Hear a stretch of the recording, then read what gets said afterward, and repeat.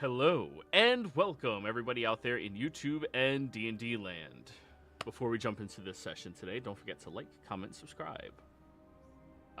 Holy shit, I lost all of my rhythm. Anyways, if you're interested in joining our community, please consider doing so. You can do so by becoming a member here on our YouTube channel. Memberships start at just $2 a month, and you gain access to some really cool emotes. Lastly, if you are interested in joining any of our games, we have open slots available in the Tuesday early game as well as the Friday evening game. Complete contrast of campaigns. The Tuesday early is a low-level campaign that has everybody, well, discovering still what the plot of the overarching story is. It's fairly interesting, and Ace is in that game. The Friday evening game, however, is our most expensive game, unfortunately for some, but it is an epic level campaign where the party is just about to hit levels 20 and 21. They're getting incredibly close, and that's when shenanigans really kicks in. But if you're interested in either of those, be sure to reach out and let me know. Without further ado, go ahead and give us that recap. Reese? Oh, okay. So the last game that we were in, we were at the Temple of Monkey where we started. Right from there on, we had a conversation what to do next. Right, Glenn and Monkey had a conversation about some visitor in his dreams. Right, that was brought up before when they were at the blacksmiths. Something about him. I don't want to like butcher what's going on, so I'm gonna not say that.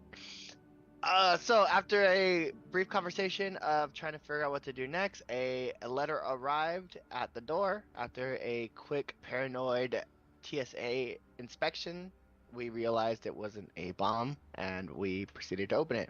Inside contained an invitation to Avernus, where Baron Polt, right? Did I say that right? Pote. Decided to invite monkeys to his event. Still not knowing the relationship of Baron Polt and Monkey, right? We can only assume it was something from his past. We decided to take him up on the offer. During that time, we debated a little bit of what to do if we got there, right? During that time, Reese had gotten severely annoyed with his passive perception being high, got spurs for Monkey with the help of Samdi and Genesis, right? Once the spurs were returned, Monkey then proceeded to don them, finding out that they're more meant for ornamental than they are for travel, right? After a quick conversation about whether we were ready to go or not, a couple settings were sent out, right? One to the crazy lady on the lake, one to Nanu, and one to Rossman, right? I think those were the only 3 settings we sent out, right? I believe That's what I so. have in my note. Okay. The ascending to the crazy lady on the lake. She is indeed still a crazy lady on the lake, right? But she is doing fine. Rossman proceeded to have us kind of ask around about the current events of Avernus since they lost contact with the Asmodeus Avernus sect of the church. And Nanu said that when invited to the party by Reese, that she couldn't go because she is sworn to Dispatch.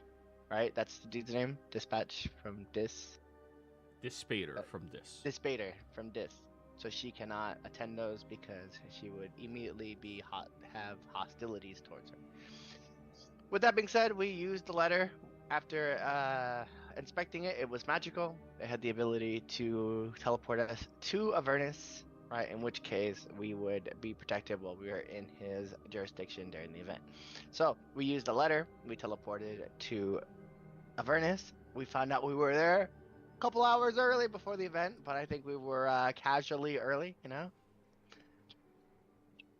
We all offered a gift. Sorry, I apologize. During that time we were prepping to go, Tal'Dorei sent a sending to Bardakov to be invited as his +1, as he is trying to make dealings in Avernus as well.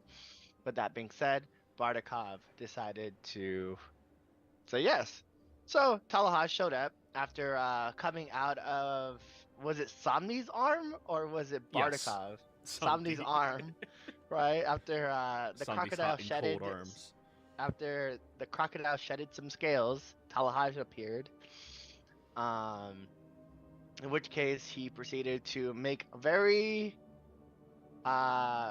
comments on our dress attire for a event, like such as this one. In which case he gave everyone access to his closet. With that being said, right after everyone was done, and then we proceeded to go to Avernus. We were there early. Then we gave him his gift. Each person providing a unique gift. One being the Abaquin poison, one being the Tempora inhibitor, one being I don't know what everyone else's was. So everyone gave various gifts. The party then proceeded. During that time, we were kind of explained that a person of influential power was appearing this night named Lilith, and that at some point she will make her appearance. After a couple willings and dealing and conversations here and there, Baron Polt approached. No, sorry, Bardakov approached Baron Polt to offer his gift during the event, which was a brain slug in a jar, aka the blob, the ooze in a jar. Considering the devils and demons aren't allies in any realm or in general, right? There was some hostilities towards Baron Polt, right? But then after a quick threat from Bardakov, there was not so much a intimidated into their place, more of like a mutual let's not fuck with each other vibe at the end of it. That's where we ended it. So we were currently at the ball thing, the coronation or whatever it was. If I missed anything, please let me know. My notes are all over the place. I think that covers just about everything. You did mention the part that Reese denied the favor from Baron Pote to allow you all safe passage from Dis down, or from Avernus down to Dis, because Reese does not want to ever be at odds with his church. That's what it was. I have a note on that. He offered me free use of the river Styx to go through any layer of hell. In regards to all the dealings that are seen in Avernus that he explained to us, which was the fact that hell is lacking in souls for devils. I said no, right? If it was just to another layer of hell, it'd be fine, but I need to be able to report the dealings to Avernus to the church. And then he said consequences be damned. That's what it was. I found that note. So, over the next few hours, more and more devils and devil-associated creatures begin showing up. Some of them are completely foreign entities to the majority of you, and some of them are, well, celebrities to people like Reese. Seems to be a very popular event where mortals are being discussed, and the possibilities of different partnerships, deals that can be discussed. It's all just like a massive law firm that has a party with another law firm, and both of them are just trying to squeeze out information at deals from the other one. However, during this event, I need each of you to roll me perception checks. And yes, that is each of you.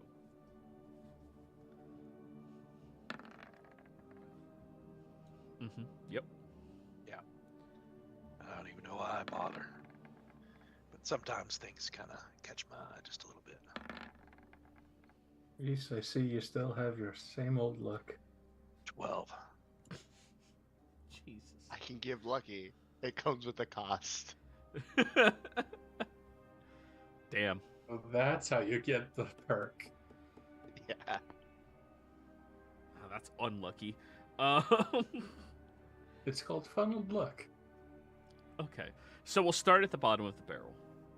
Monkey, you find a few lovely lads and laddises that seem to be off in the corner discussing their unique features and outfits they have. Some of Deep them actually have conversation. styles that are indicative to yours, so it's an easy group for you to meld with and start to enjoy yourself with. I'm just laughing and having a good time and joking with this group of people here. And Genesis, you notice that there's one group of people that don't seem to be hostile or threatening at all, and it's the people that Monkey is talking with. So you just find yourself over in that proximity and area, just nodding your head, but not joining the conversation, just being a part of the group. Kind of wallflowering it over here. Yep. Could you call that a barrel of monkey? Not yet. We're getting to that joke, I promise you. I planned it out. Nice. A barrel holder up by. yeah, Gonna if be I a can bunch of wear a barrels of barrel and then I Malagas. can be a monkey shooting in a barrel. It's like shooting monkeys Can in I a add barrel. fish to it? Monkey in a barrel, shooting fish in the barrel. That's just too many layers. You're working too hard at it. Anyways, that's where the two of you go. Reese and Glenn, the two of you stay vigilant, knowing that this is a place of decadence as well as danger for all of you to be in. It's a very, very dangerous location for the two of you to be, well, watching everything happen and to potentially piss anybody off. The two of you spend your time watching your allies, being sure they don't say anything to, or Reese watches your allies to make sure they don't say anything to piss people off, while you're patrolling around the outskirts, Glenn. You do notice that there appears to be a handful of imps that periodically fly from faraway distances, get close, observe, and they seem to be investigating and watching what's happening at the event. They seem to be patrolling for somebody else. God, I have like monitors. Could I, during that time, right, be trying to do some wheels and deals as well? Opposed to... I'm sure they'll be fine. Oh, you can absolutely try to be doing that. But 16 did not yield you that bit of information. Okay. The perception is what you notice at the event and what you engage with. Glenn is just 2 hands on his belt, tipping his hat every now and then to people walking by. Oh god, I'm dealing with a Colonel Sanders Glenn. No, it's Colonel Sanders Monkey. Yes. Which one? Both. The White Stallion, Glenn. Got it. Great idea. Do imps ever get together and seek revenge? Yes. So, next person, Sam D. While you're here, observing everybody and peeking at the minds of individuals in this landscape and environment, you start to pick up on a few people, just a few, that seem to be disguised as other creatures at this event. And their disguises aren't flawless either once you start looking them over. They have fiendish glow to their skin and prosthetic horns placed on them, but reading their minds, you can tell the mind of a devil and the mind of a mortal. These are mortals parading around as demons at this event. Very curious thing that you pick up on. There's 3 of them in particular. One, a robust-looking demon with about 6 folds of chins that lead to the body directly with no sign of a neck. And the individual is fairly tall, roughly about 6 feet or so, while being that robust of an individual. They seem to be hanging out around some of the lower tier fiends more than the higher tier fiends. The other one that you recognize is this young man who has donned a complete mockery of tiefling attire and persona. To them, you anticipate that they probably did that and thought that that is what a devil would look like. But devils don't typically look like just tieflings. There are some, but that's usually those that are incredibly highborn, which makes it blatantly obvious when the pretending to be highborn or tiefling argument is discussed in your mind that they're talking to the lower tier fiends for some reason. The third one isn't talking to anybody, but you see that they are gripping beads in their hand very tightly, and because of the shape of the back of their fist, you can discern that they have some type of holy symbol in there while holding on to the beads. Get all that? Got all that. I have one other question. Sure.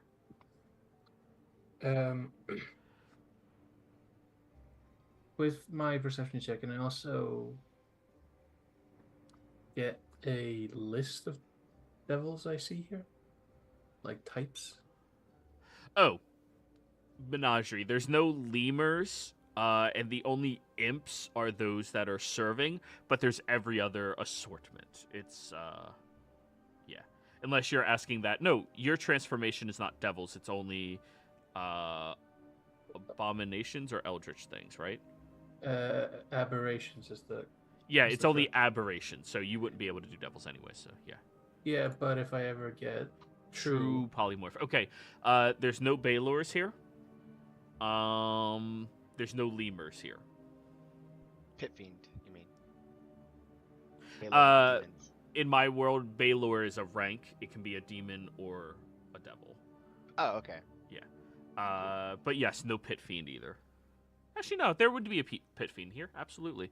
The guardian of Baron Pote.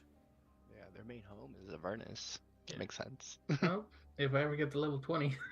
Right. I can tell you who's not there. The imp that doesn't have a heart and is dead.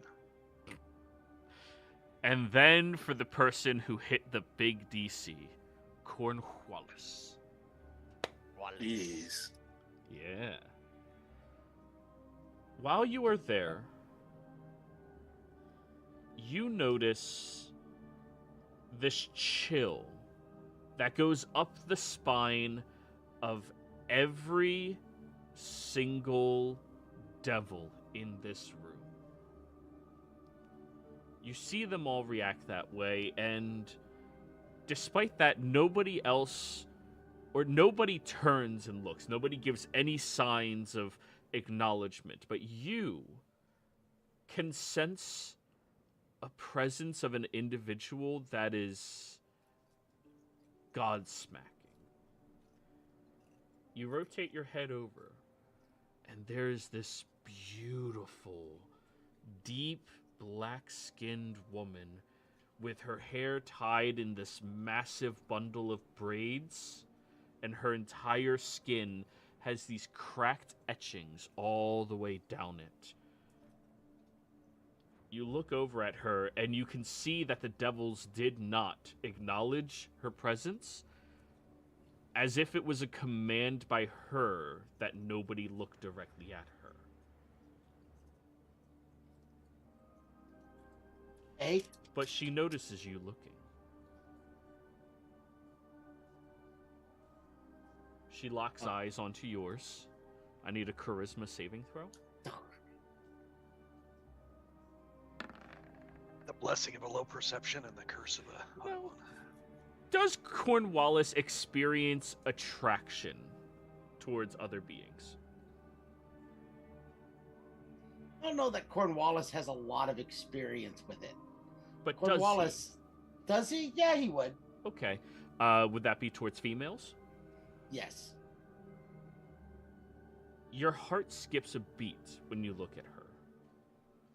And you're just left stunned and staring. It goes beyond just superficial beauty. It's the presence of the individual. It's her commanding visage. It's the way that she walks and moves. This is by far the most tempting person you have ever seen. And she just walks past you casually. As she gets within 10 feet, you can't breathe. You stop altogether. And then once she crosses that threshold, you exhale deeply, and that is when Samdi notices you.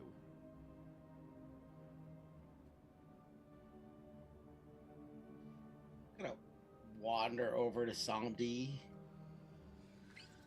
What you looking at? You know of an extremely beautiful woman with black, cracked skin that no one else here seems to notice? Like, she's so powerful that she tells them not to notice her, kind of thing? Somebody's gonna think for a second, and he's just gonna say, well, if my understanding of social circle down here, that's definitely highborn. And we have been forewarned about Lilith.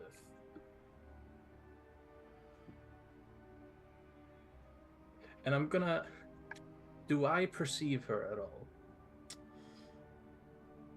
Now that does Cornwallis point her out to you? That's the question. Can I try and discreetly point her out? Sleight of hand. You're gonna have to As make her. As he rolls so high in Flicking. sleight of hand, I don't notice it. I'm not monkey level sleight of hand, so 21. I'm not bad, but I'm not monkey. 20. Yeah, but you're the person he's trying to alert to it. Yeah. So you're gestured over in her direction, and there's this faint reaction from her shoulders that you're looking at, Cornwallis, that suggests that she noticed your gesture. Yeah, she saw that. Samdi, you look, and how the hell would he? What? She didn't So hot. look. Oh, dude, it's so hot. She's watching me, Somdi. Her back is literally to him.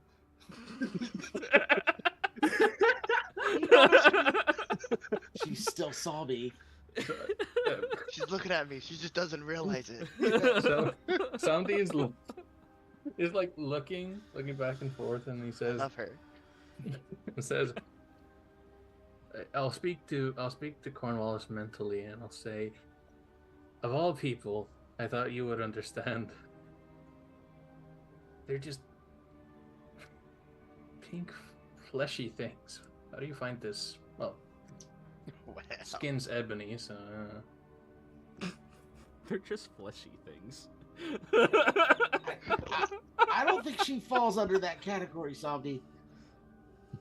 Yeah, okay, so what? She has obsidian skin. She has perfect skin. It's cracked. This is all mental at this point. It's cracked. She clearly doesn't moisturize. But look at the pattern. It's hypnotizing. I'm gonna grab his shoulder, and I'm marching our way over to. Ah, goddamn it, Reese left. God damn it, Reese. No, Still there, I'm still there, here. still there. It's just I was laughing too hard at it. No, that's Freak fine. out. Laugh it up. This session is going to be hilarious. I'm marching Cornwallis over to Reese, and I will mentally connect to Reese, and I will say, I think Lilith's here. Reese, you have to give me a wisdom saving throw to not freak the fuck out. As far as celebrities go, she is... Well, you're going to know some things. So if it's like a magical command that she just gives, It's- I am considered devil. I don't know if that matters. Oh, good point. Disadvantage. Yes. have any- It comes with the transformation. You said which one? Wisdom or charisma? Wisdom. Wisdom. To keep yourself calm. Okay, 24 and 17. And Bart's missing the Dami Mommy. Oh, Yeah, no, sucks it's for not him. the Dommy mommy. It's Dom me mommy. Natural 20 and a 17. I'll take it. Ugh.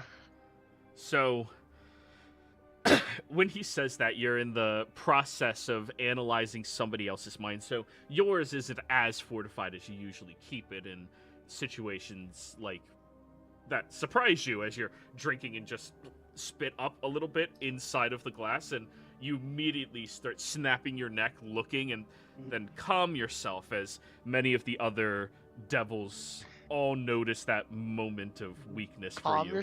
Calm yourself, right? Okay. She, as I outlined before, is the mother of Michael as well as Glacia.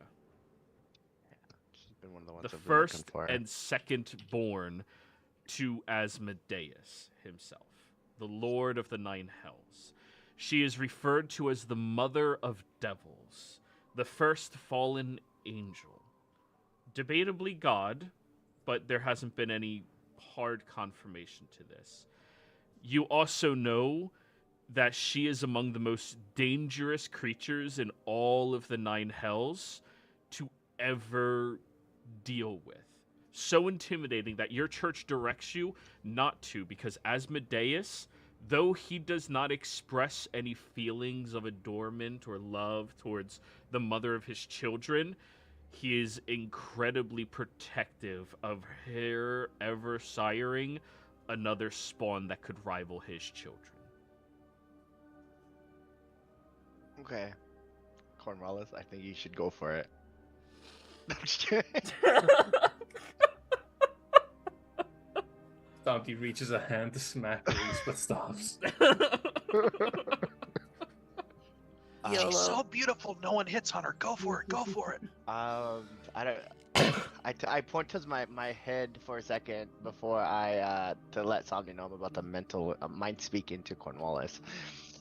That's a dangerous individual that you're asphyxiated to.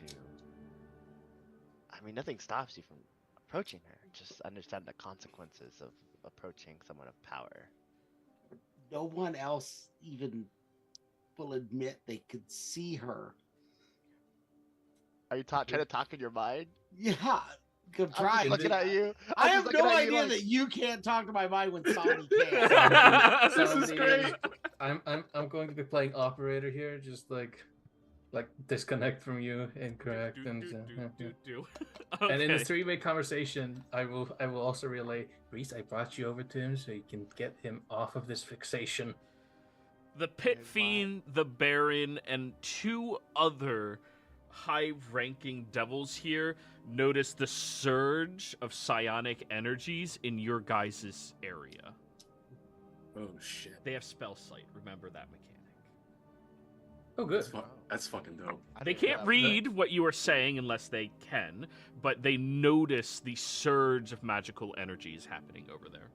It The makes Pit sense. Fiend and who else did you say? The Baron and two other high-ranking devils here. Yeah, I mean, it makes sense. The reason why I can speak in a mind is to make deals discreetly, so it makes sense. Yeah. So Again, that doesn't mean that they know that what you guys are discussing. They notice the surge of magic happening. That's all. They have like a sixth sense towards it. Oh yeah. yeah. Higher So beings. as I so wait, what did you say, Cornwall? Sorry, we had a lot of stuff in between. I was asking about the fact that no one else seems to even acknowledge that her presence. I'm assuming that Somni's playing telephone, right? Yes. Okay. Into Cornwallis's mind, I say. At a certain power, creatures of great magic and power as well can just produce an aura of order. And you see it with most legendary-esque creatures as well. But it's a high possibility that they're either not looking at her because there's an acknowledgement of out of my league, or there's a fear of if I approach, I'm going to be turned into a lemur and thrown into the river Styx. So, That would be bad. So who is it? oh, so that's the mother of devils. That is Lilith herself, first of the fallen angels. Or God. That's up to you if you want to bring that up. It's don't worry. highly debated. She's one of the people that I myself I've read about. You know, I've read about a lot of the stronger levels of devils because it is what it is.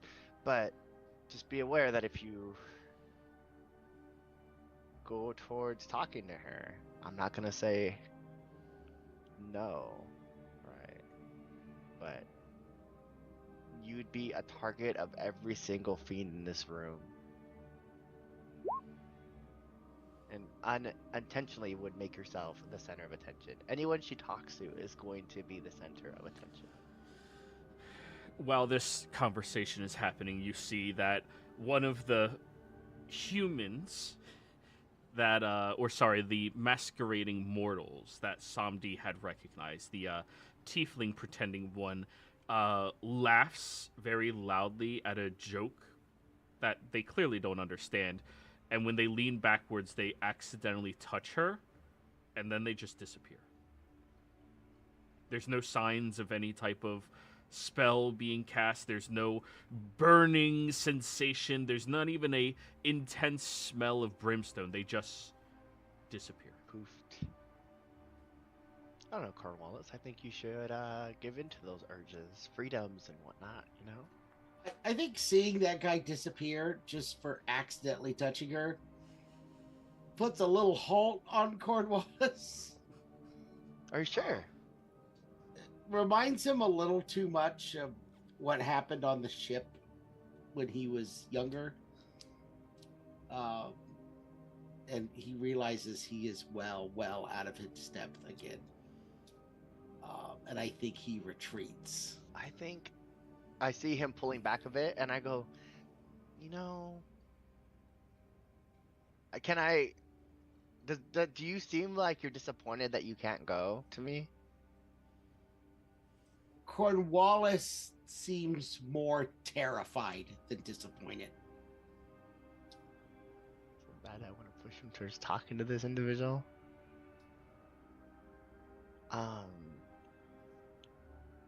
You know, you never know unless you try. Try approaching with a gift. I don't have any gifts left.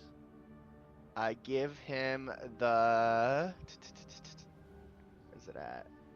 The necklace that makes you immune to Dunamancy. And I go, this is a extremely valuable amulet. None of us are going to attune to this. I'd probably end up selling it at some point.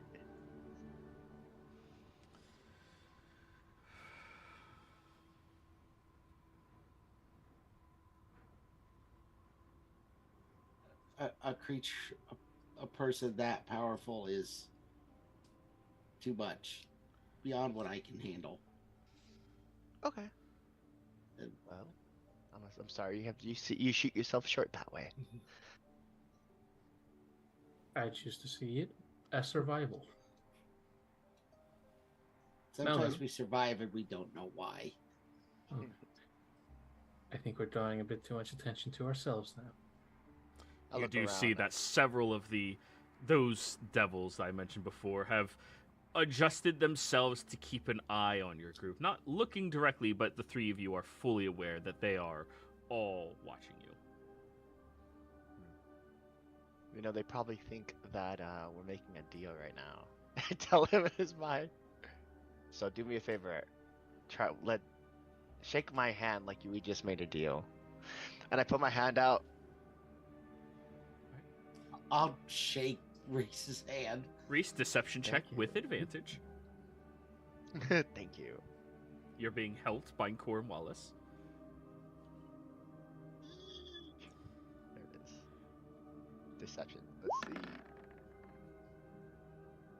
I'm going to... I have 2 luckies left. I'm gonna use a lucky. I don't need any more attention than I need. 29. That's significantly better. Okay. You see that the 2 unnamed devils and the pit fiend all believe this facade, but the Baron seems still a bit more curious. Not watching you, Reese, but watching Cornwallis.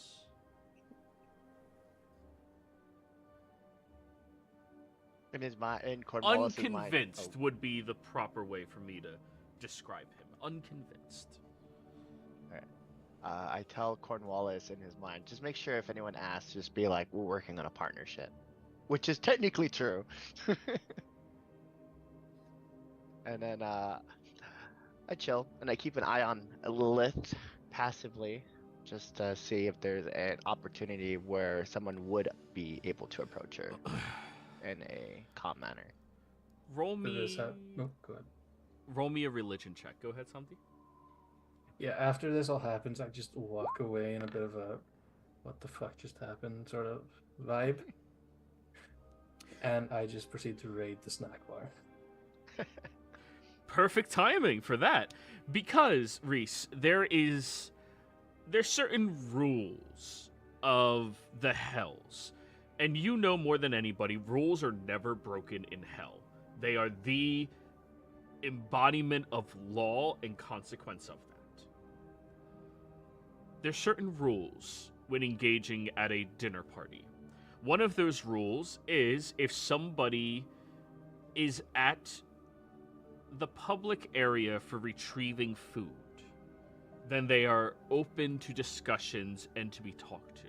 It is one of the primary reasons why upper lords of hells and various people never go and pick up their own food. They will never open up that invitation, because even Asmodeus would be responsible to dialogue with an individual until the conversation comes to a natural conclusion. Seeing this, you see Samdi has moved over towards the table, and you start moving as you notice she takes a few paces over towards the direction of the table. Clarification, Lilith? Lilith, yes. Ah, shit. You also notice as she is taking this opportunity to move there, every single higher devil in this chamber all begin getting ready to dive bomb the table. The first to her is going to be the one that gets to talk. Reese, what do you do? I will also, if there's a way for me to grab Cornwallis, since you shouldn't be that far from me, since this all happened while we were near each other, and kind of gesture him to the table as fast as possible. Where are we going? We're gonna get food. Come on. Okay. So, you notice she takes one step away from the table, or towards it, that leaves her within arm's reach. The opportunity arrives. I need you to roll me an athletics or acrobatics check to be the first people at the table that she will talk to. You're being opposed by every other high devil in here. Question, Joey. Yes. The imps that I noticed, like, were looking for somebody, have they stopped now? Like, since Lilith's arrival?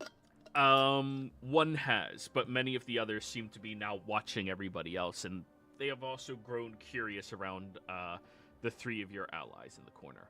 So, athletics or acrobatics check, both of you. I'm gonna use the recap advantage for this. Mm-hmm. Oh yeah, no, I'm gonna say my advantage because if we win this, then I'll have to talk to her, and I'm terrified. So, I had half a mind to say it, just like as I'm picking up things, I accidentally hand her a plate. You know what? Roll me a d20. Samdi. What's your charisma? +5. Are you proficient in persuasion? Let's see. I don't think I am. That would have been amazing. Oh, at least you're not proficient. Okay. Persuasion. Nope. All right. So, Samdi, you lift up a plate and hand it over to where you think she's going to be, and within that moment, there's a one of the other lords who has approached, and they bump their chest into the plate as you're, oh, no, that's not who it was going to, and perfect timing in between that is exactly when Reese steps in and hands her something from one of the trays. What do you hand her? What food?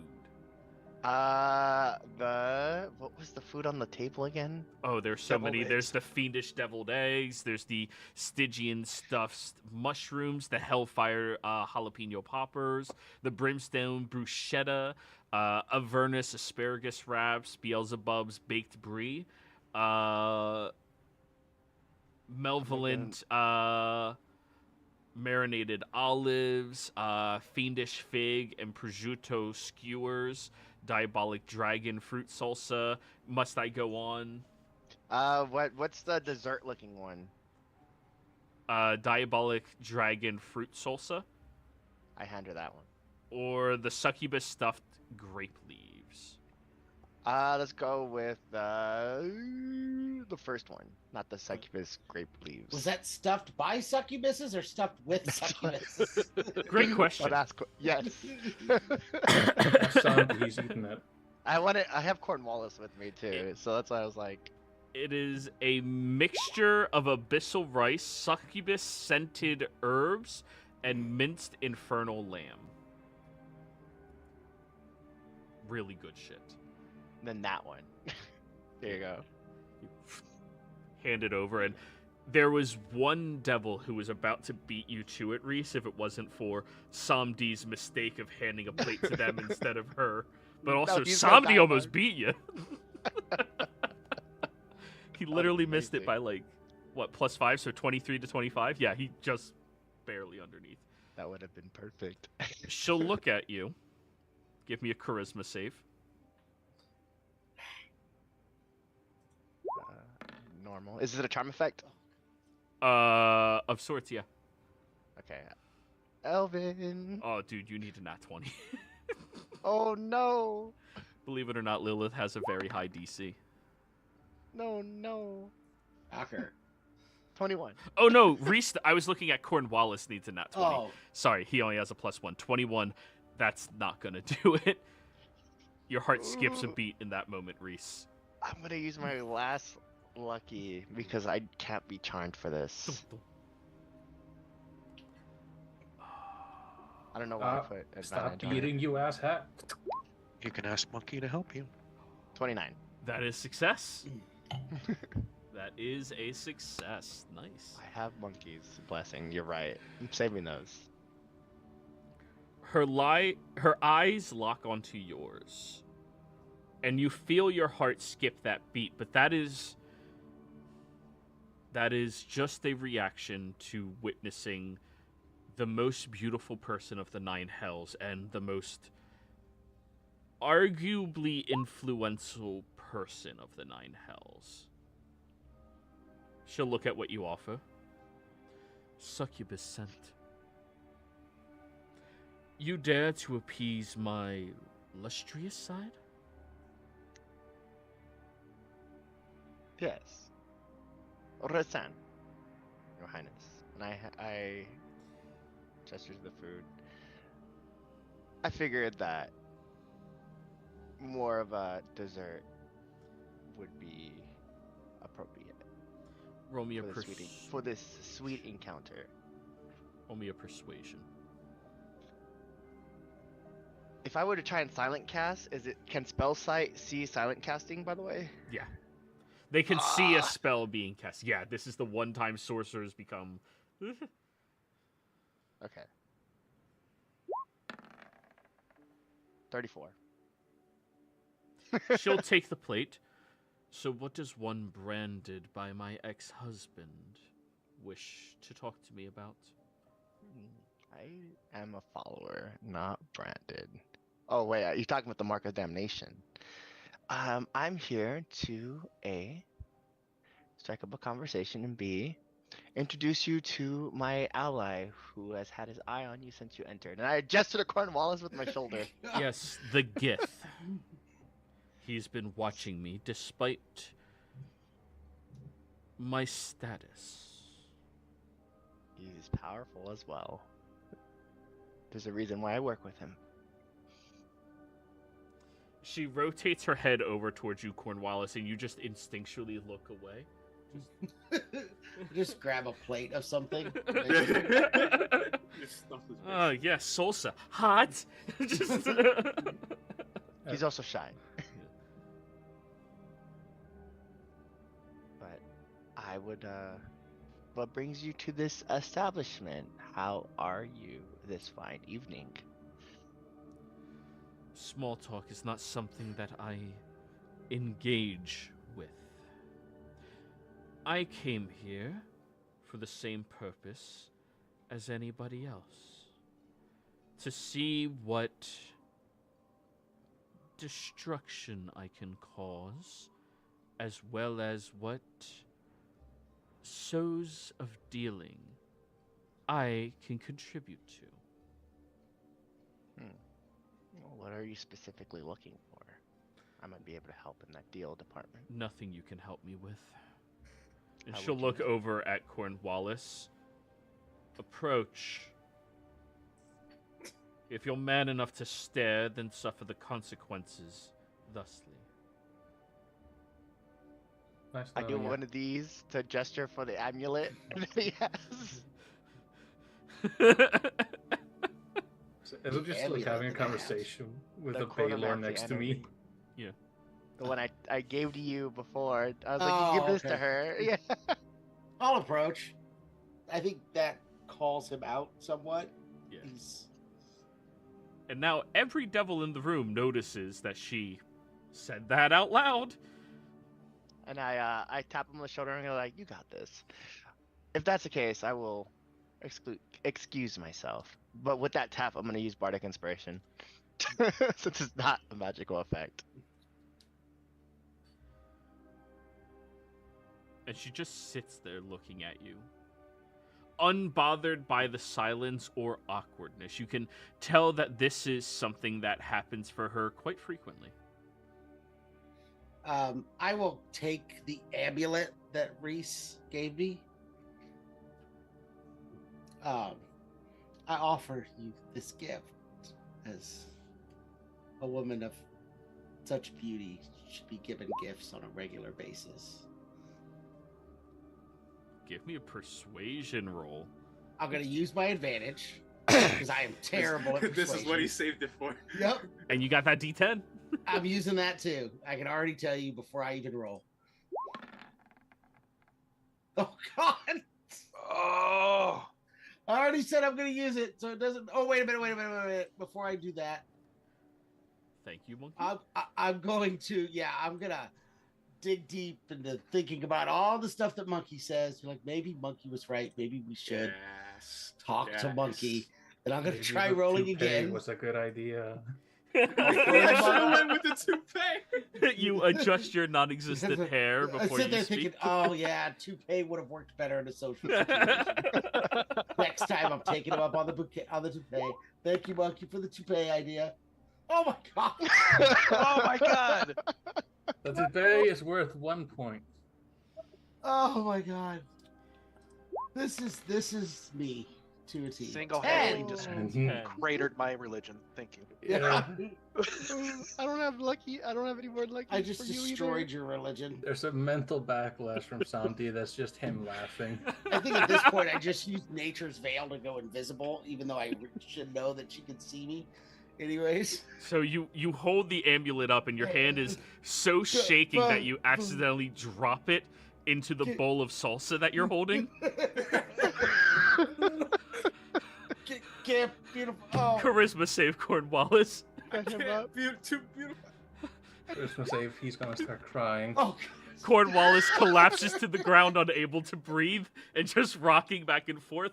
All of the devils begin erupting in laughter. Everybody is now aware of the show that is happening over at the table. Monkey, Genesis, Glenn, everybody.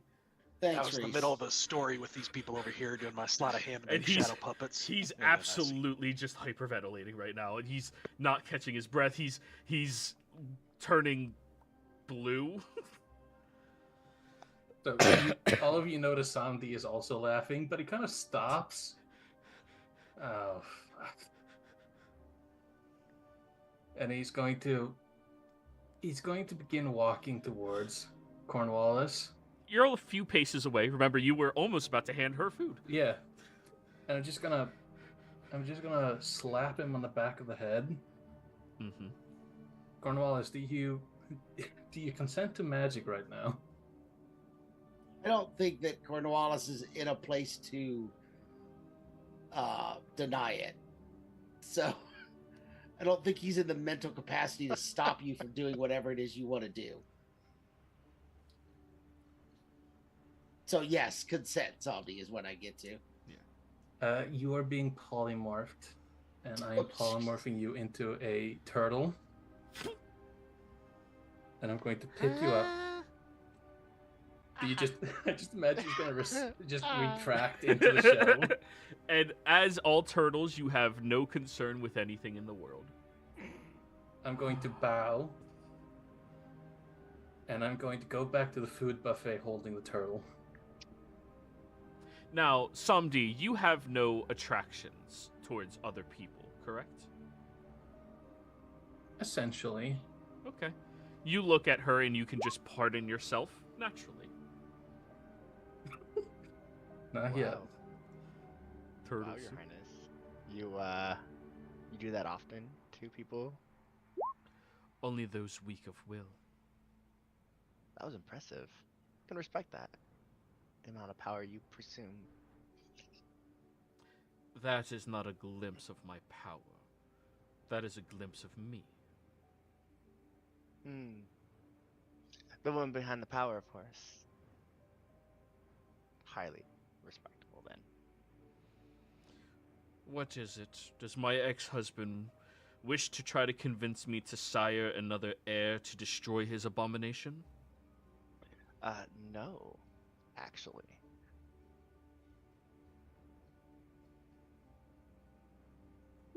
So, like, sorry, give me a second, very quick to process that. So, the He has a original third thing- son who's now the Yeah. ruler over the layer. I always forget which it is, but the one that Bilal and Fierna, I believe, Yeah. rule over. His youngest son, which is the child that she did not birth, Lucifon. Minaris. And they're able to, as long as it comes from her, she can, that child, or does it have to be Asmodeus' child in order to take that spot? No, any devil can take the spot. You just have to be powerful enough to do it. It's just she's notorious for the two children, which are two of the most powerful entities in the Hells. Well, no, I'm not here on behalf of the Asmodeus himself to make that request. But with that being said, and probably bold, but there's nothing that stops you from just wanting to produce an heir for that throne, right? No. Does it matter who it is? I do not care for his wantings. And as the advancements of every one of these lords has become grotesque, uncultured, and tedious and self-serving, I do not care for them. If he has a problem with his youngest born deserving of that status, he should resolve the issue himself, not asking me to birth another one of his ilk. I And understand. you can see the tension of everybody in this room peaks as nobody's allowed to talk about Asmodeus like that. The lords of the Hells would be terrified to talk about Asmodeus like that. But she is the only exception of somebody who cannot be persecuted, or else Asmodeus will persecute them. Personally. I feel like Reese has this crazy respect for her to say something like that. In that case, right? Why not just take it all down? Why not just change it the way you want it to? Asmodeus just oversees the layers. It's up to the people who rule it to, govern and rule.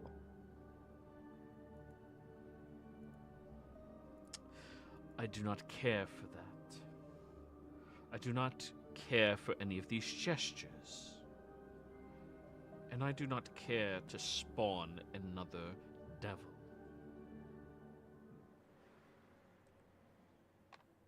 Then don't.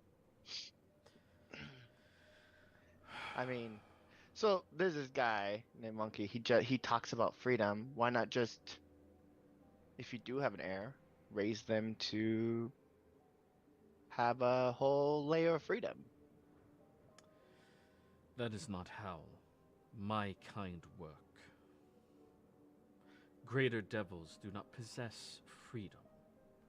We are beholden to the same laws written of the Celestials as anybody else. And I am beholden to even more laws written by my ex-husband. I am not allowed to rule over any layers of hell. I am not allowed ownership of anything.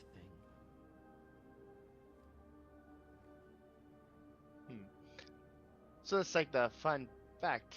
It's all devils, but I'm a human that became, or an elf that became a devil. Those laws don't bound me. They will once you become a devil. You have influence. Once you fully transform, you will not possess freedoms. You will be just like all the others. And she looks around the room, and almost every devil moves their head to not look at her. And what Pathetic would servants. then what would someone have to do to break that chain when they transform? She'll place her hand on your shoulder, which immediately begins burning your skin something fierce. Simply kill my ex-husband. Then she moves her hand away and moves away from the table, disengaging from the conversation. And now you do not possess the right to speak to her. Before she leaves the area very quick, I want to be like, what if I say I can? Alright. Not now. We're losing Reese. Someday. Oh. You're saying that in a building Yeah. filled with devils. I'm 100% aware. Shit, bro. It's just speaking ambition out loud. Roll me intimidation roll. Cool. I will use the game advantage for this. Jesus Not the Christ. recap one. This is how it is, man.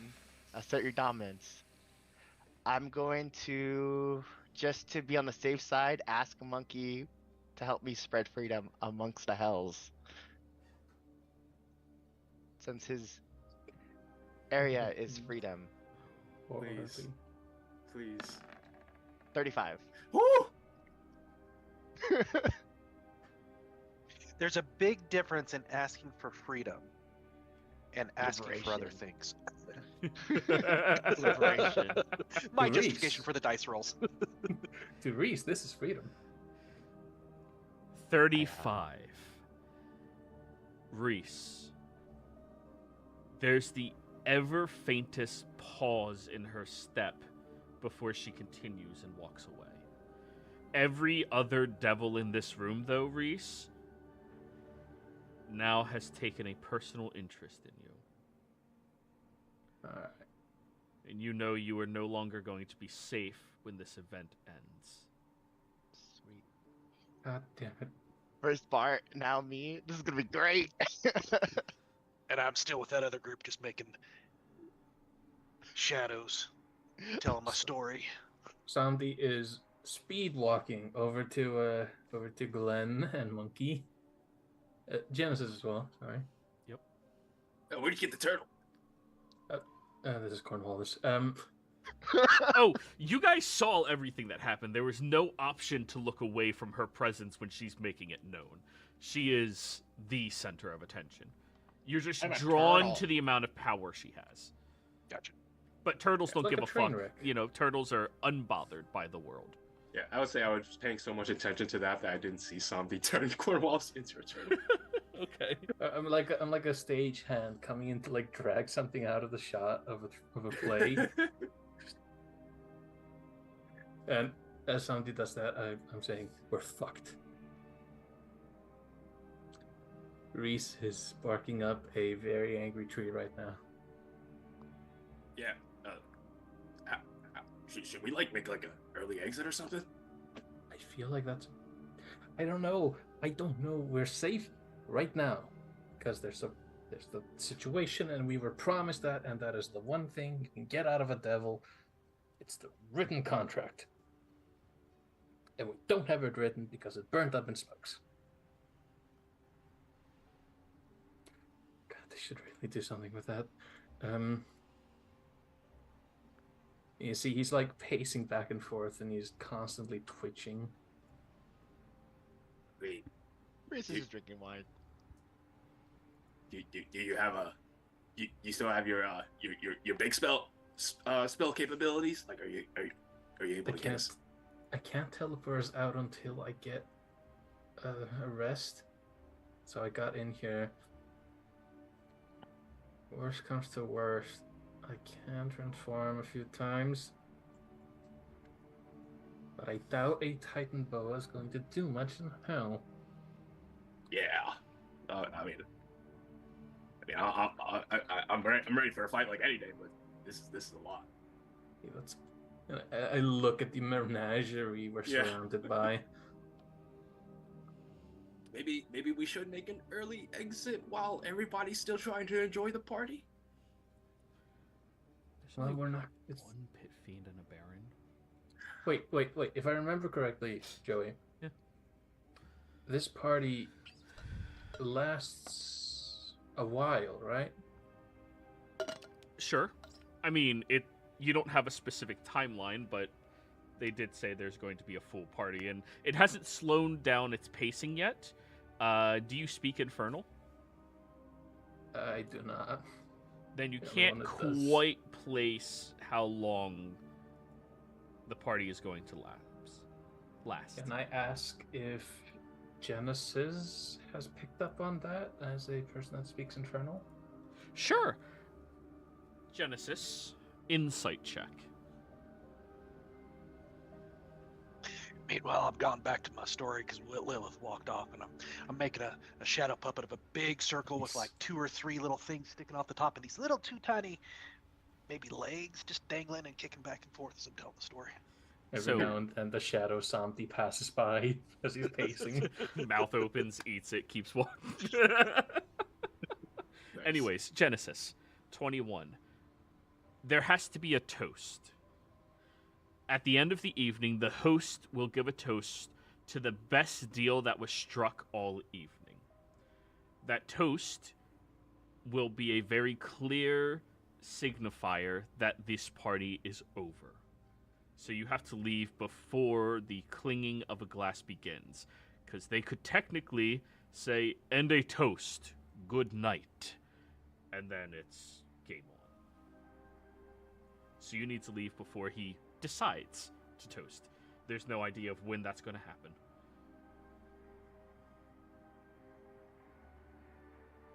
So I say that to everybody in the group. So we leave. We leave like now, like right now. As that's happening, I will crack open the turtle over my knee, Crack it. and Cornwallis spews forth. Little bit of that grape leaf in your teeth.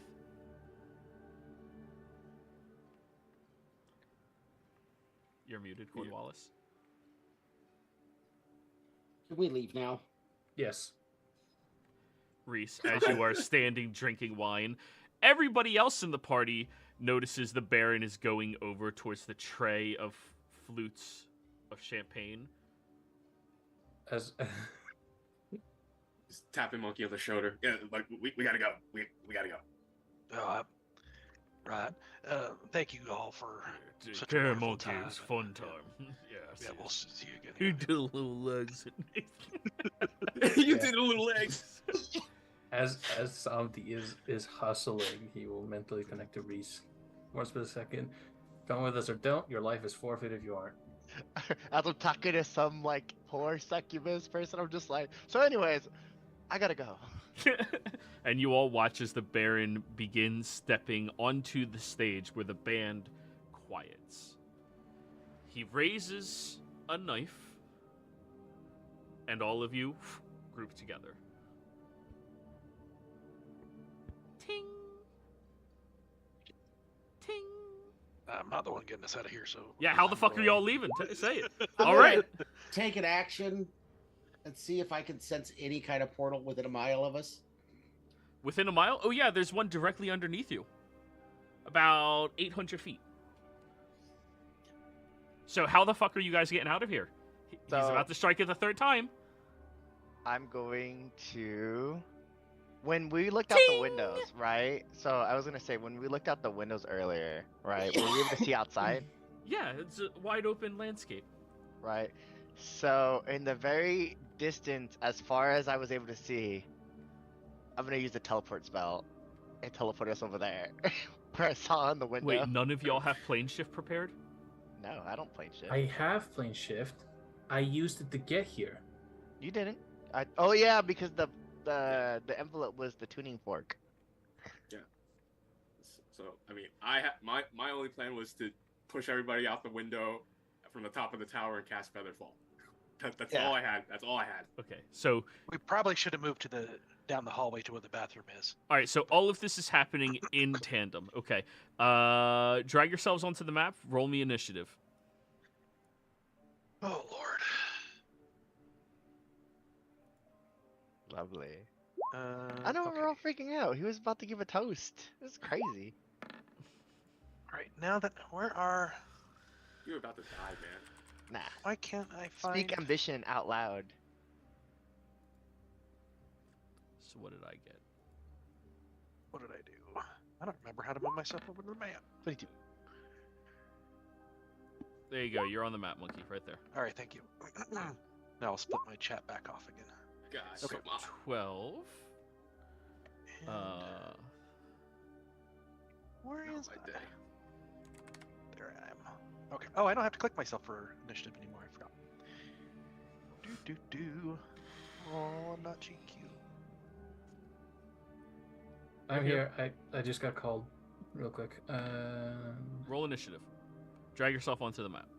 I will be doing that. I'll forewarn you guys.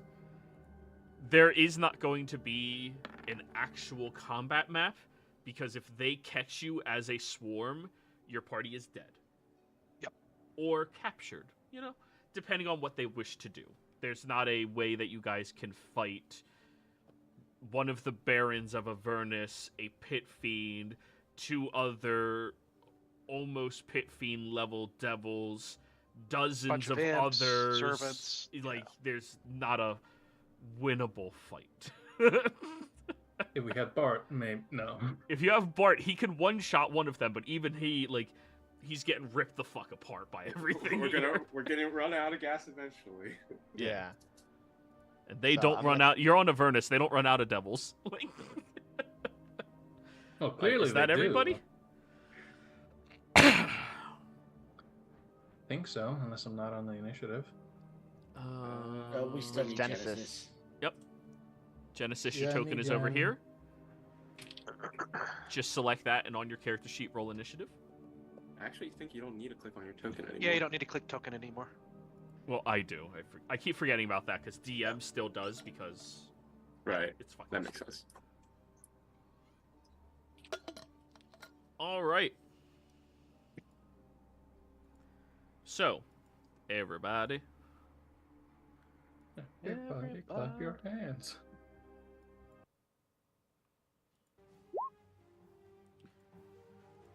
You all hear the tinging of the glass, and Reese looks confused at first. Since it is not anybody else's turn, everybody has 4 words for the full round to communicate anything to Reese. We're leaving. Okay. I'm gonna silent cast teleport to the furthest area I was able to see outside the window. All right. Before he does that, is anybody else doing anything, like the person who detected the portal? There's a portal 800 feet below us. It's the closest way I can see out. We don't know where that portal goes, so we're gonna teleport to the portal 800 feet down, I guess. Let's pray it's actually Okay. something. So you focus your energy of teleportation flooding through, and as you see the Baron opening his mouth, every single devil's attention goes over to him. They look gleeful, and then they smirk at your party. You see the fangs, the dripping lava, the pit fiend pulling out his massive, burning, electrified whip, cracking it, and teleport 800 feet down. I need everybody in the party to give me a dexterity saving throw. And Reese, I need you to roll me a D100. Let's see how close you can get to the actual portal. Right as we're being portaled out, I think. I must have missed something. All right. You said D100? Yep, after everybody rolls their dex. Oh, good. Oh, great.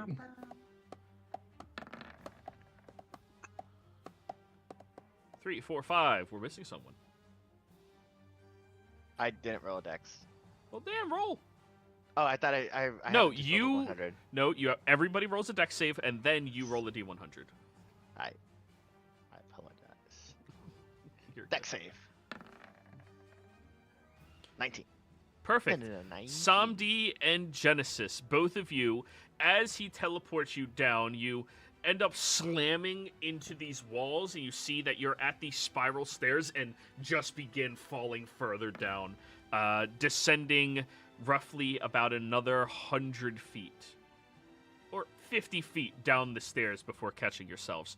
Everyone else, as you teleport there and you slam into the walls, you grab onto the stairs, and you don't descend any further. You look over the railing inside the center of this location, and there's this pulsating looking large eye that seems feline in nature, that is just emanating with power.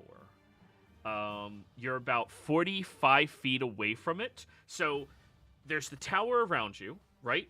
In the center of this tower is this portal. You all are 45 feet away on the stairs, horizontal, directly over towards it. Except for the two of you that fell 50 feet further down. Okay, so yeah, we're in a spiral staircase going further down, and like up a couple of levels, there's the portal. Correct. For the ones that fell. Correct. And it's 45-foot open area to get there. All right, that was Reese's action. Reese, you have your movement. Where am I at? You're on the stairs, exactly as I just described it. Okay. Same level as the portal, 45 feet away. No, those two fell another 50 feet down. Okay. This was how close. If you would have rolled a perfect 100, you would have teleported into the portal and immediately zoomed through. Nice. Who's next to me? Not Genesis and not Samdi. Okay. I will then. I'll just head to it. All right. I'm gonna use my bonus action to do the Mantle of Inspiration, which everyone within 60 feet of me can use a reaction to move. So the two of you can use your reaction to move, but remember, you're prone, so that's half movement. Screenshot Reese real quick, somebody. Oh, I'm not ready. I'm usually ready. Get him. Ah, too late. One of y'all got him. It's all right. We have a video. Anyways, Did we get him? Got him. so the two of you downstairs, you can dash to get half of your base movement speed closer to where everybody else is if you wish. Everybody else, I mean, if you think you are athletic and strong enough to jump 45 feet, you can try to spend movement to do that. Or if you would like to run higher up so you have a head jump to get in there with some falling room, that's up to you guys. How do we figure out jump distance? I mean, I'm sure we'd kind of... There's a calculator. Yeah. Just jump distance 5e calculator. I'm going to post it in Discord. Yeah. Pretty much you got to be strong as fuck, pretty tall. Yep. And then, so here, strength of 20 means you have a long jump of 20 feet horizontal. If you have the athlete, you can do that after 5 feet. If you have the jump spell, you could make it. If you have boots of striding and springing, you could make it. If you don't, you can't make it. Could you do like a jump and then teleport, like a jump and Misty Step? Yes. Yes. Okay. But right now you can't because you're able to use your reaction to just Right. move. So is anybody moving other than the 2 that are down the stairs? Reese's. Oh, yeah, I'll move. Yeah. Yeah. So where are you moving? Towards the portal. Same. So you're jumping over the railing where it's a free fall area and a 45-foot gap to the portal. Yeah, that's the issue. We can't. So we're on A spiral stair. staircase that the And then inside of it is a railing so you can get into the middle area, and you are on the same planar level as the portal, but it's But there's a gap. 45 feet and an open space gap. Oh, okay. Is there anything to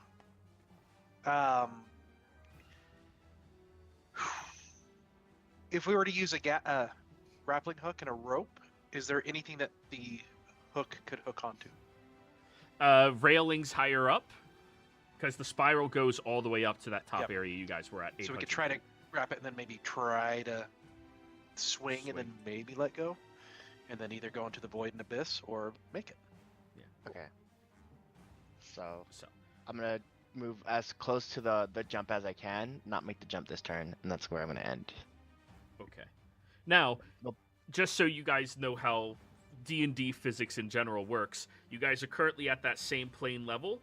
If you went up the stairs, you would be getting above where the portal is, meaning you can fall better into it instead of jumping horizontally. Straight across. You're Yeah. jumping into. Oh. So, for any of y'all that want to get higher up, it may be advantageous to do so. I made a Enough of very the characters are proficient in survival that you would know this. I made even a though- very rudimentary map to detail this. Where my character's placed on the 2 circles. The inner circle is the staircase, the outer circle is the outside edge. Okay. If my understanding is correct. And I Uh, put a P where the portal is. Obviously, distance isn't accurate, but who cares about well, the that? portal would be in the center of all of that. That's the thing. It's in the middle of the spiral Okay, now I staircase. get it. Now I get it. Yeah. Think of a really big spiral staircase, like spiral. Alright, yeah, and the center of it is the portal, so I will Yep. move So things big around. spiral, 45-foot gap, and then the. Like this. Yes. And if you were to look at it straight down, it's almost like an eye. Sweet. Oh my god. Yeah. So I'm just But gonna this go time, up the no little- staircase and end my turn. Wouldn't that mean Alright. because it's 60 feet of range for the mental inspiration that we could get mental inspiration on the ones that fell down? Yes, that's why I was saying you guys can use your Oh, yeah, crawl so- speed to get up because you're prone from failing the deck save. That's Can why I I did just- it. Yeah, so I'll do that as well. Alrighty. Alright, then Reese starts going up higher. Monkey. All right, so I'm gonna start heading up. I'm gonna go. Okay, how much movement do I have? 30? Or Yeah, I got 30. So I'm going to move up 30 feet, or I'm 30 feet of movement. It's not going to get me up 30 feet because it's a big spiral. And no, you know what? I'm gonna. Oh, but then that uses up my action to throw. Damn it! Dang it. Okay, I'll just move the 30 feet then, and then I'm gonna try to use grappling hook and a rope to throw it and hook on higher, so that maybe people that need it can swing on the rope to try to get some leverage farther over, and then they should have some drop. You're trying So to it should. grappling hook up. Okay. Give me a sleight of hand check on this. The Alright. DC to make it very easy for everybody to utilize and swing across is 25. To make it Alright. functional is only 15. All right. Oh, okay. Anyone? Should I do a whisper roll or a? Public. Right, here we go. Everybody's watching Monkey and seeing how well he can do this. 24. So close. And you weren't the one inspired. Oh. No. So, you take it and you start swinging it in the open area and you allow it to swing clockwise so it goes up to a higher perch and sunk, and then it slides down a little bit where you didn't see one of the edges of the railings for it to like get latched onto. They'll be able to use it, but they won't have advantage. All right. All right. Here, use the rope if you need it. Get a rope. And it is an action to grab onto the rope, safely secure yourself, and attempt to swing across. So I'm still there. Oh, dang.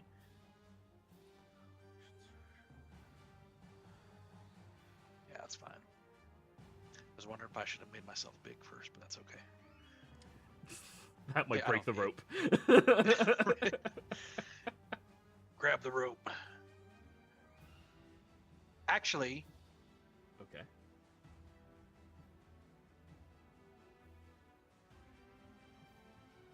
Yeah, I just say grab the rope. All right. Next up, Cornwallis. Okay, I'm gonna run up to get a little bit of height, and then I'm gonna take a running leap off the railing towards the portal, With and the then rope? I'm going to nope, Okay. and then I'm going to Misty Step Okay. 30 feet closer. So Strength my score. my base jump is 14. I have a strength of 14. Okay. How So tall are you?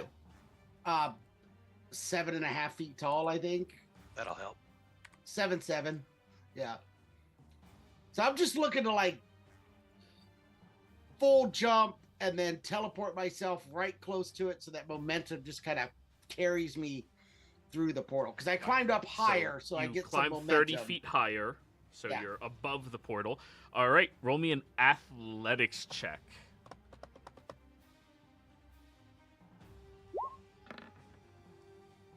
19 Hey, I will do finally it. rolled something. You look at the railing, and you're a little too big to like crouch on top of the railing. So instead, you just shake and snap it off. Because you're way heavier than this railing is built to support. You just snap it off as a gift. Go to the back, run, jump, pole vaulting as far as you can off of the sides of that railing. Misty step, and whoom, you disappear. Cornwallis is out of initiative. Now the Devils and the Baron are going to go. You all hear this sound that, in character, is foreign to all of you. Out of character, it sounds like a dozen or so chainsaws slashing against themselves.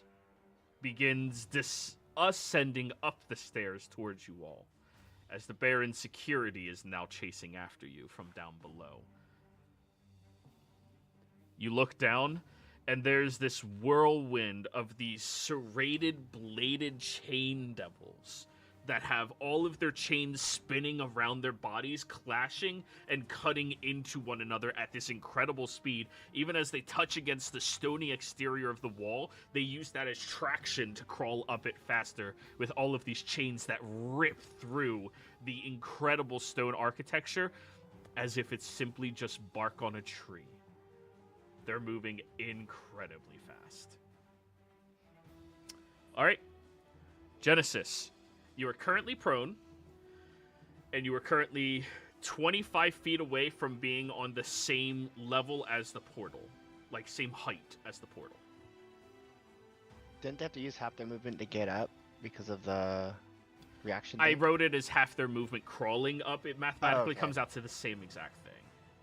Well, yeah, it mathematically comes out to this.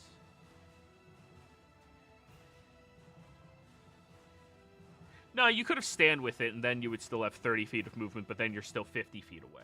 You're 50 feet away, but you have 30 feet of movement. Yeah.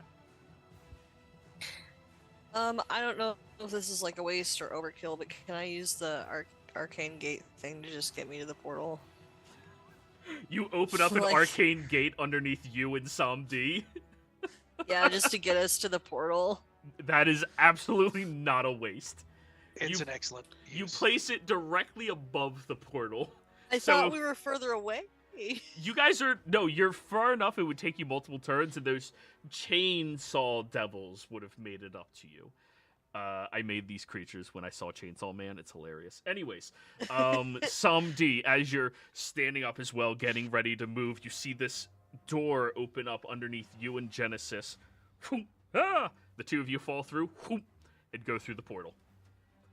I had a very intricate plan to get the rest of the party across, but thank you. Genesis and Sam D are now out of initiative. That's beautiful. Glenn. Do I see the portal that Genesis created? So while you're in combat or the heat of the action, you suffer a -5 penalty to your passive perception, putting you at 19. You absolutely notice Genesis open up that portal and watch the two of them, like the game Portal, go down through down into a different one. So I'm gonna look at that portal. I'm gonna look at the giant portal in the center. I'm gonna look back at Genesis portal, and I'm gonna dash towards Genesis portal. You run through. You're out. Yep.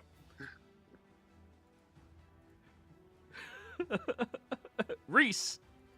I see down and I see that it's only Monkey and he's holding the rope, right? Yeah, I'm he's- waiting for people to come to the rope and like. I mean, all of you Everyone is saw already the gone. port. Well, maybe not Monkey, right? I Monkey's didn't see it. passive did not notice. saw it. Reese, you absolutely noticed, but you could tell Monkey was too busy getting the rope situated to have noticed. I'm gonna go back to where Monkey was, right? Yeah. Which was essentially 15 feet, right? He moved 30 feet higher, he said. 30 feet higher? Okay. But I also had moved up. That's why with my reaction. Yeah. Then you're at Yeah. the same place. Okay. I'm gonna go Monkey. They left. And I'm gonna touch Monkey's shoulder and I was like, you're gonna have to come with me. And I'm gonna dimension door to the portal. Are you willing, Monkey? Yep, I'm willing. Okay. I don't. So we turn into So- Brimstone going through the portal. So, portal through. And as the last of you get down there, the last thing Reese and Monkey see as you fall into the other portal is the Baron smirking as he slowly descends from the upper level of the stairs, just smiling as you guys fall into his portal. Yep. And we're going gonna to the go- deepest level of hell. And we're gonna go ahead and go on break, everybody. We'll be right back. Yeah, my ability just.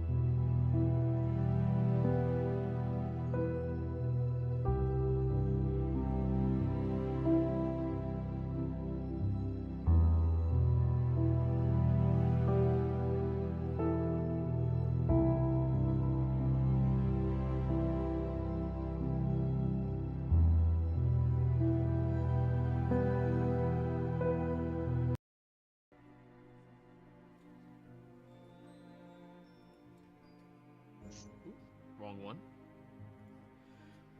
Welcome back, everybody.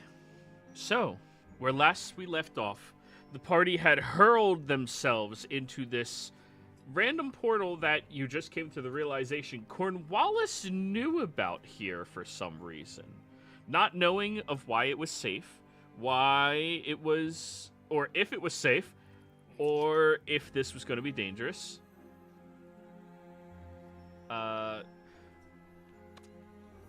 You all jump through, deciding that, well, whatever's over here is probably better than a horde of upper devils trying to chase you down and kill you. So, that is what you did. Landing through the portal, I believe, Cornwallis, you are the only person who didn't fall from top down into it. You jumping through. You launched yourself through first, and you stumble with 2 steps as you get hit with this wave of motion sickness as you just transported from one area to another. The altitude is different. The thickness of the air is different. The entire environment is different. I need you to give me a Constitution saving throw. Okay. 20. Perfect. You kneel down and grip your knees, starting to breathe a little bit, and whew, you know this is a lot worse than when you embarrassed yourself talking to Lilith. Or this is a lot better than when you embarrassed yourself talking to Lilith.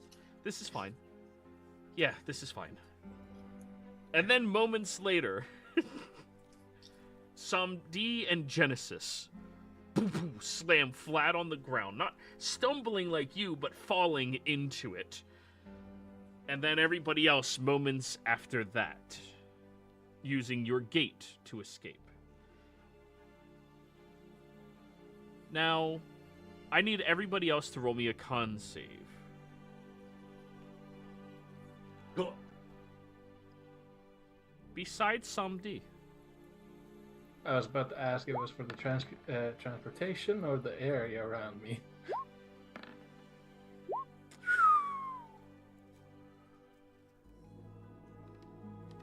Reese, are you immune to the poisoned condition? Nope. You are under the poisoned condition so long as you are on this plane of existence. You're fine. Sorry. Don't think it matters, but I think I have advantage against poison. Did you want me to? No, 25 is a success. All right, just making sure. If Cornwallis succeeded on his 20, you're fine. But it's just Reese who failed. Okay. Everyone else? Yeah. I'm gonna Feel the wave of sickness befall you. I'm gonna grab my instrument, pluck a string, and attempt to neutralize the poison. Cool. You neutralize it, and then a moment later, you conduct it again. After more than one. Okay. It's lasts the an hour. I don't nature know of if the it plane matters. of existence. Okay. Oh, so you're immune for an hour? It neutralizes one poison, or you neutralize one at random. For the duration, the target has advantage of the saving throws against being poisoned. Oh, okay. So then it neutralizes this effect for 1 hour. Okay, you'll have 1 hour of reprieve. The air is so thick here. This is nasty. You see Samdi stands himself up and takes a deep breath. It's lovely here. You all hear this clattering sound. When you turn around, you see that there is this standing skeleton who has their hand on on this lever connected to the ground, and it begins speaking. Do any of you speak Hungrul? I do. Okay. The fuck is your character? Glenn. It says, do you wish for me to await more guests? Give me 1 second. Let me get a head count. I'm gonna make sure everybody's here.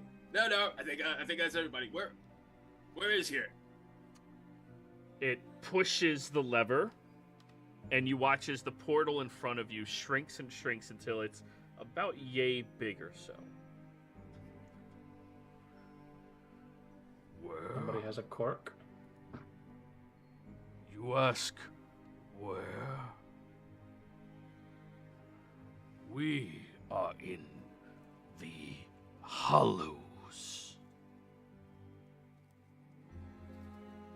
Hollows, I say in common so everybody hears. You guys heard of the Hollows before? I don't know. Have I, DM? Anybody proficient in religion may roll. Or if you're a Gith. Or if you're a Gith. You've traveled, you know? I'm a jack of all trades. Yeah, well, dude, don't ask, just do it. You know by now. Yeah, you right. Bards just get to be bards. Damn. 7. Jesus Christ. It's poison. There's a lot of terrible rolls. Monkey, somewhere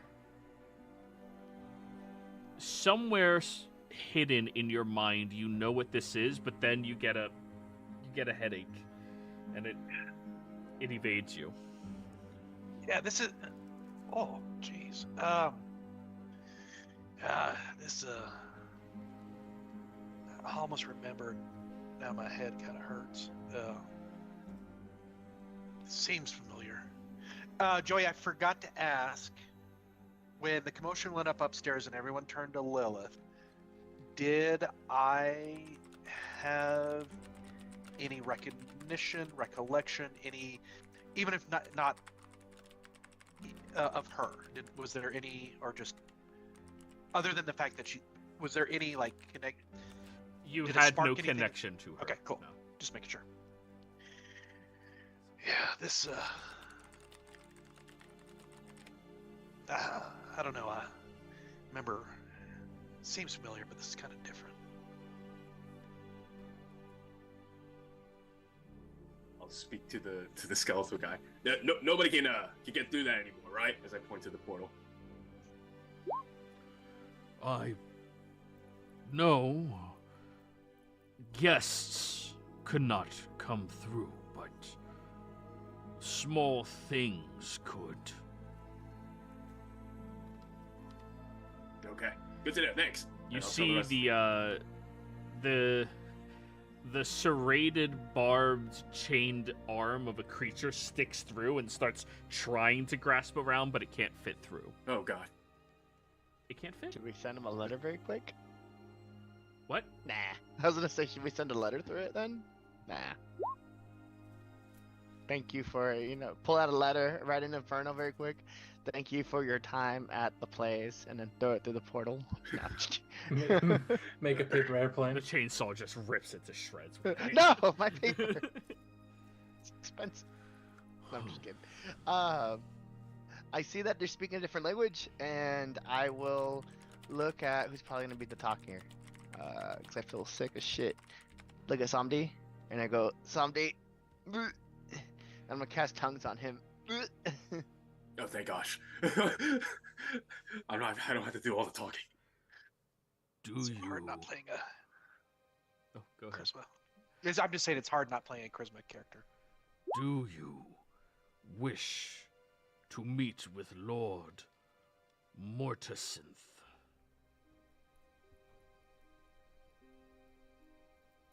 Some do you understand what he's saying now? Do I know a Lord Mortisan?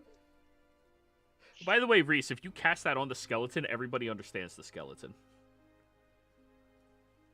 Nah. Okay. I'm not touching a gross skeleton. Who knows where he's been? You do not know a Lord Mortisinth. I'm going to quickly say, should we go talk to Lord Mortisan? And I'm raising it up to the rest of the party to see if there's any recognition there. Lord Mortisan? I don't know. I don't know shit. On the Yeah. 16 monkey, you don't know why, but they are referred to as the Collector. Yeah, like the collector. That's who you're referring to, right, Sandy? The I say out skeleton nods its head. So it understands us. Would you prefer I- I speak your tongue? It says in common. Oh yeah, that really helps out. 100%. Yes, thank you. And it begins walking through your group, or shambling through your group. As it walks past you, you see this incredible plane that you are on. The thickness seems to be coming from these large pools of strong, vibrant, almost radiation-filled green waters that are cascading from high up on top of these ridges and canyons that cascade downwards. The ground is inhospitable to life. There's no signs that you would be able to grow any type of flower or anything here. And even kicking against the dirt, it is so dry and so coarse, it just moves and glides across the landscape. You see these large sections of the ridges made out of that same dirt that slowly fall and cascade down to the area that you are in. You look up towards the sky and there is no clear sky above you. Instead, you only see this greenish haze that is up there. And then you see this black stone that coats the entirety of the top chamber you find yourselves inside of. This skeleton, as it walks, moves over towards the water. And then you watch as the bones begin snapping out of position, breaking off at the joints. And then it reconstructs itself into a small little raft, standing on its back, and the rib cage floating inside of this green liquid.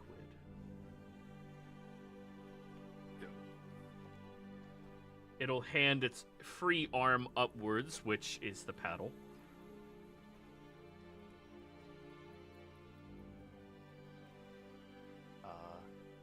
Is You it got this, Glenn. buoyant? You got this, Glenn. I'm gonna jump on my broom, and I'm gonna float above it. I was gonna start walking on the water, but you know what? I'll paddle. All right, so Reese is flying. Glenn is paddling. Everybody else steps onto the skeletal raft. This is gonna be a very bad idea. I want to dip a finger in the water. Which one? The pinky. The pinky? Which hand? Fire or ice? I dip a toe. Okay, which one?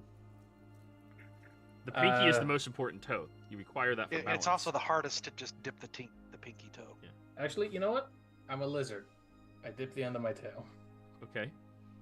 Bloop, bloop. Now, how much of your tail? I'm just kidding.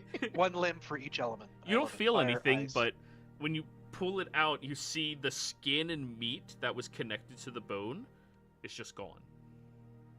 You only see the bone. And you can still wiggle it around. No problem. It didn't hurt. Huh. Gonna look at Glenn. I just blinked twice at you. Hey, look. Part undead now. Wiggle, wiggle. And I look at my hands and I'm a hodgepodge now. You are officially an abomination. Congratulations. Kind of like when a young boy or girl plays with a toy and they melt it and do other stuff to parts of it. And... Toy Story, the kidnaps the neighbor next door. Yeah, and when you melt it and then you connect it to Yeah. like a dog And and then then they put you Somdi's in a that mental toy. hospital. Yeah. That's Somdi. I am both the neighbor and the toy. Anyways, Yeah, I get on as well. and you begin rowing, Glenn. As you move through, periodically you do feel that the paddle connects onto things down here, and it seems like there's a lot of undead inside of this pool of water, or at least remains, skeletal remains. You push against some of them, and periodically they hold on, and you have to jiggle and rip it out of their grip before pushing more through the area. I'm saying in Hungo, let go, let go. I'm paddling. Moving through. I'm gonna fly a little bit up just to get an area view of like what this land looks like. The skeletal head will rotate towards you at the top of the raft, of course, and it will speak out in common. Be sure not to fly too high, or else the Githantun will find you. I don't know what those are, but they sound horrifying, so I'm gonna fly back low. No, you can get a good ways up. It's just once you get too high, he warns you. Don't do that. Okay. But you get a better view of the landscape. There appears to be about a dozen or so of these pools of necrotic energy. It's the only way that you can describe it. You look past that, and you start to see these structures of buildings made out of solidified segments of this very coarse dirt that is all around you. And you see that there's all manner of intelligent undead down here. You see skeletons that are working small fields, burying bodies of individuals. Okay, I was gonna say, what are they doing? They're Farming? growing a family. Yeah. That makes Then sense. the bodies dig themselves out. They're just trying to Damage. raise a family. Come I on, respect it's that. all very Duh. clear. Yeah. They're trying to raise a family. They're just trying to raise a family, Yeah, you know? you never seen an undead You society do before? see some zombies crawling their ways out as well from these various fields and locations. They use headstones in order to mark what crops are in various locations, labeling them as who they were in their previous life, as well as any special items they have, and seems very ceremonial in nature. You see flying through the air, which looks terrifying, high above your head, is a skeletal dragon that just moves through the landscape and has a belly and throat filled with this purplish energy that at the very center of it glows yellow. And it's a disturbing yellow, a very, very uncomfortable yellow, especially in contrast with the purple. Just make it easier. I'm using my spyglass too, so I'm just like, whoa. As Come you're back looking with your spyglass, you watch as at the top of the spyglass appears to be a hand, a skeletal hand. Take it off, and the hand crawls on top and just wiggles at you. I don't know what you are, but you're a friend now. I put it on my shoulder. Give me a so it dex doesn't save as strangle it me. launches at your face. Oh no! No, Ving, what are you doing? I'm just kidding. Yeah, I'm gonna 20. It launches towards your face, and you just whip it away very quickly with the spyglass as it falls into the water, and next to everybody else, just a bloop. So, looking up at the giant dragon undead, and I'm trying to repronounce this name. What are you pronouncing? What was it? Githantun? Githantun. Githantun. Githantun. I asked the skeleton boatman, are those the Githantun? It'll rotate up. That is only one.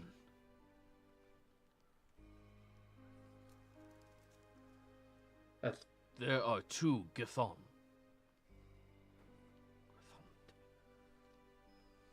okay then. Huh.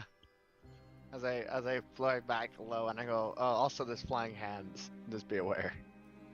It is migration season. And you see there appears to be about 3 dozen of these flying hands in the sky. All those seagulls you guys killed are here as hands. Oh no. No. Those are the hands of murderers that were not turned into animate hands on the material realms. Rick, I look at the I look at the puddle. Oh no. Only if it was severed would it be his. I think to myself about that Archmage's hand that's in my display case, and I go, So, that is pretty cool about the hands. Yeah, they migrate. Well, the migration, but then also like the ones that have been cut off, and so the hand, is in hell. But anyway, that's pretty cool. So, we are in hell, right? I asked the skeleton. no. You are in Hades, the Hollow. Okay, so if there's a cone, right, and each layer is hell, right? Where would it fit in this cone? I'm gonna minor illusion the code. We are not in hell. We are in Hades. This Okay. is the Hollow. So it's its own plane. This don't know is where we are. where the undead lords broker for soul, release, and dominion.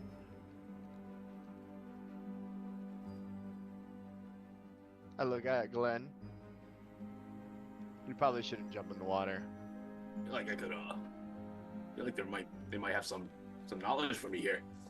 Yeah. They You are speak your welcome language. to go swimming. You will simply die. I wave my now skeletalized like tail tip. Just yes. And you can still control it perfectly, Somdi. It's, yeah. I wonder It's what just- happens if I jump in neck deep as a snake.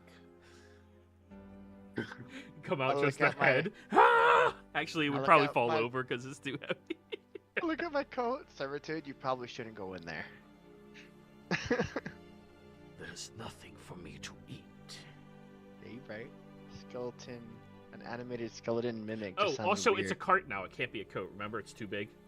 I thought it can shrink down. No, one it size. can't shrink. It has to be its size. Oh. So in that case, small yeah. shack or a cart is. Oh, I So it's think I have it then. Yeah, you did. it's probably eaten some camels back in the casino. Probably, or people. It Yeah. found a place on the shore and just created a hut. Oh my god! I'm gonna come back. He's just gonna spit out all his treasure for me, and I'll be like, "Where'd you get them?" I don't want to know. Alright, It's so each day the hut grows a little bigger. Don't worry, I put a sign that says free stuff inside. So out of character, Genesis. They have a mimic that they've been raising since it was a spawnling, and so long as you keep feeding it and you feed it more than it requires to eat, it grows bigger and bigger. So it started as the size of a satchel, made it up to the size of a chest, made it to the size of a coat, made it to the size of a cart, and eventually it'll be the size of like a large house. Oh, so it's like a goldfish in a tank. Yeah, it gets Yeah. as big as you overfeed it, Gotcha. Yeah. and it And eats. if you go into and- the house, it'll eat you. Oh, Well, he won't eat Because us.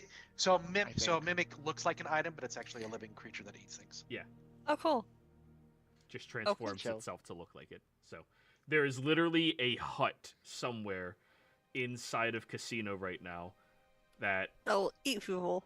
eating people who try breaking and entering. Which I mean, hey, you know they're thieves anyways. Hey, Right? It's comeuppance. literally a victimless crime in casino. Yeah, gonna there's go no bigger bodies. by There's the no day. proof, I don't know, and it does man. get bigger That's and not- bigger. There has not been a limit to it yet. I think the Sunday group encountered a mountain mimic. Oh my gosh. That That's was dope. Tuesday. It was the Tuesday group. Yeah, they encountered a mimic that was literally a living mountain. Because a couple of the group players tried to get it high. Oh, they got it high, Yeah. but that was bad for them. It got hungry. With the munchies. I swear to Christ, every one of Joey's campaigns has some of this bullshit happening. Yes. That's what makes it so Keeps you on your interesting. toes. It's good. Yeah. So, as you row your way across, you make it over to the shoreline where the head and spine snaps downwards for all of you to walk without touching the water onto the shore. You walk over onto it, and then the skeleton reconstructs its body into a actual bipedal person-like form, and then continues walking with you. Are there any stones or... I know there's no plant life or vegetation, but are there any stones on the ground on the shoreline? Or any... Other than... It could be dirt, I guess, but other than dirt, is there anything that's... Bone? There's bones, just free bones. Alright, I'm gonna... I think I still have an empty vial. I'm gonna take a vial, grab a little bit of dirt, put the lid on, and I'll pick up a bone, and I'm gonna hand them to Reese, just in case for later. Roll me a D100. Shit. Well, shit. Well, while he's doing that, can I just kind of look and see if there's any random, like, teeth? Just absently kind of looking for teeth laying on the ground? Roll me an investigate. 24. You reach down and you pluck a whole skeletal hand out of the dirt. Hand it to Reese. And a Not vial. again. I just throw it. As you throw it, it kicks and starts jumping higher into the air. Alright, I say... I gotta get these in the right order.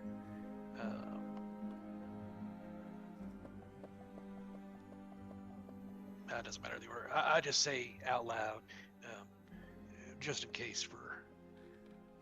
no, actually, I say... yeah, just in case for later, just in case we need to come back.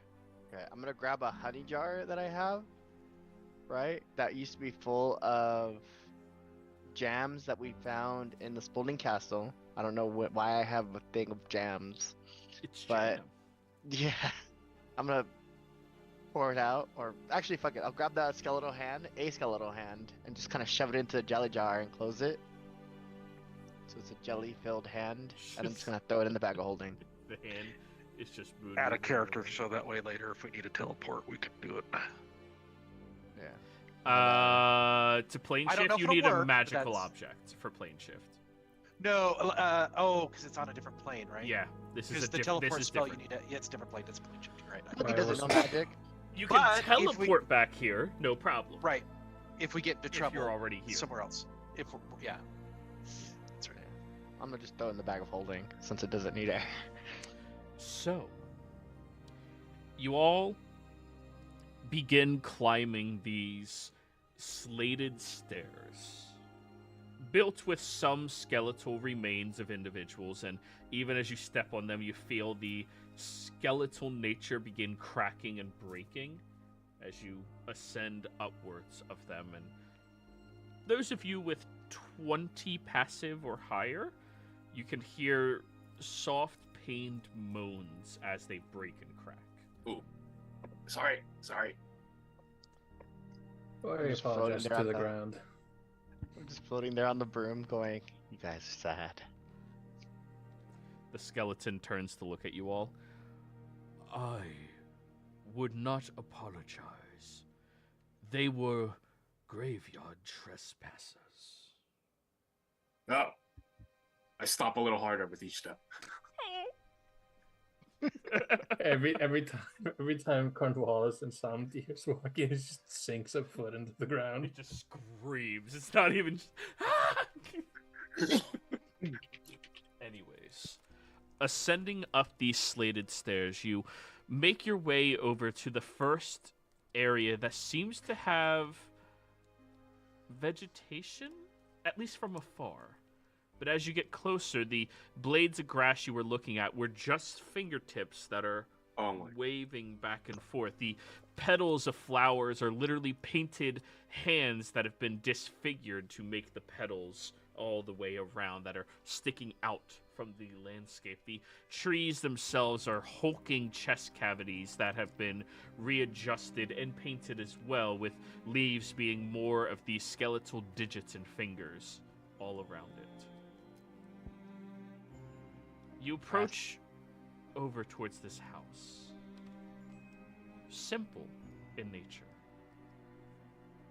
made out of bones as well, but more like a marrowish brick that has been constructed.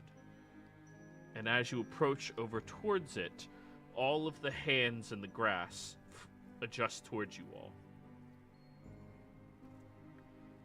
The front door opens, and a 10-foot tall, slender, skeletal man steps out with very powerful yellow eyes looking at you all.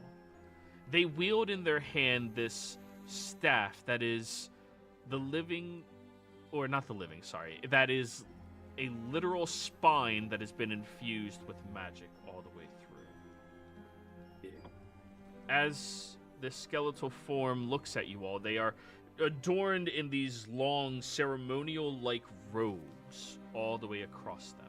You can notice the iconography of death somewhere within the robes themselves, but not to the lords as you know them, not to Pastil or any of those other Death Domain gods.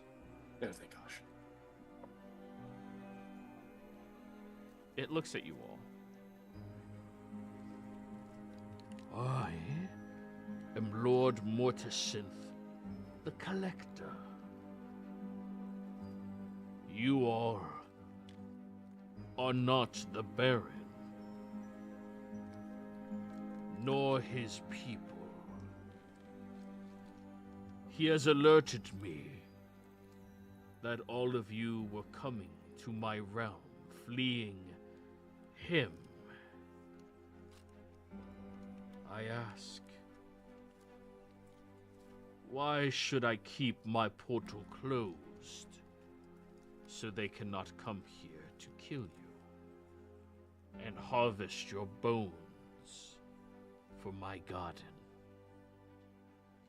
Well, first off, it's a pleasure to meet you, and I tip my hat. And instead of wearing all white, I'm actually in a black suit with a black shirt. And I still got my bolo tie on, and my hat is black as if I was at a funeral. Best magic item ever. My outfit always matches the scene. Oh. And who are you? Monkey. And this is my brother Earl, my other brother Earl. No, I'm kidding. I'm Monkey. I don't know where that memory came from, but it just... remember those two brothers? My name's Earl. Yeah. My brother Earl. Yeah. That was a really crazy old. joke again. It just like came into my head from no. Anyway, yeah, my name's Monkey, and this is, of course, I'm sorry. Genesis and Cornwallis. We got Somdi and Reese, and of course, Brother Jack. Well, people call him Father Jack. I call him Brother Jack. Tip my hat. A pleasure. The Baron takes a single step and then seems to get carried by the grass fingertips towards you all. And he stops about a foot away from you, Monkey. Tilts the head to the side.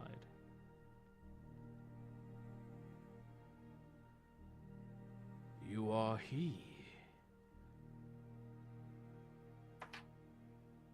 That's what they say, and I feel like... But you are not I don't know. him. It'll never be him. He reaches his hand up towards you and grabs your chin and starts Never. looking around your face. I'll let him do it. I don't resist. You can see the concept of personal space doesn't exist to these undeads. You are he, but you are not him. You speak truth without understanding. Curious.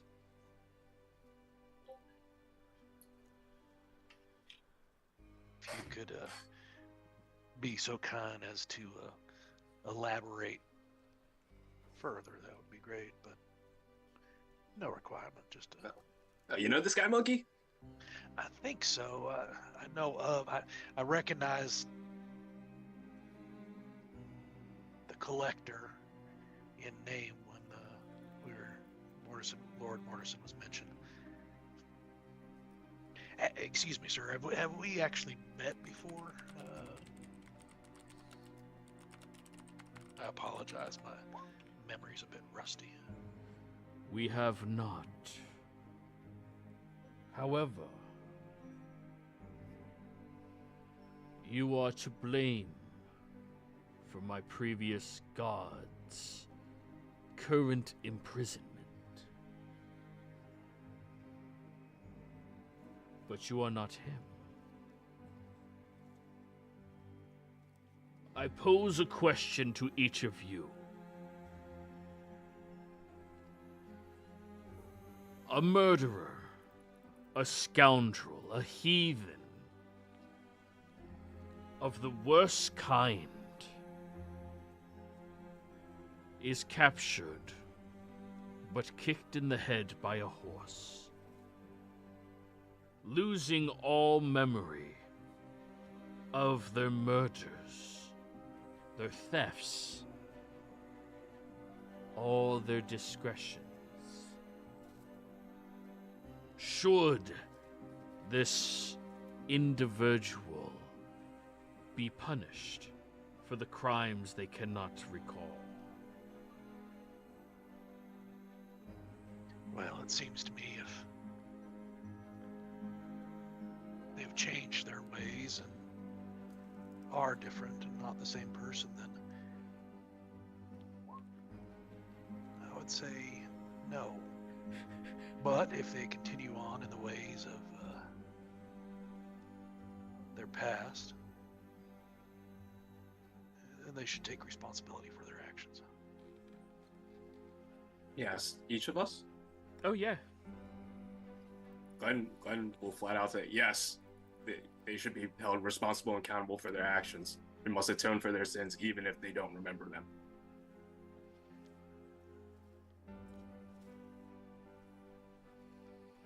I think absolutely yes. If they, just because they forget what they've done doesn't negate the things that they've done. So they shouldn't have to pay for what they've done. So they shouldn't have to pay for what they did? No, they should. Okay. They should. Yes. Just because they forgot doesn't mean that it takes away from the things that they've done. They should have to pay for what they should. Yes.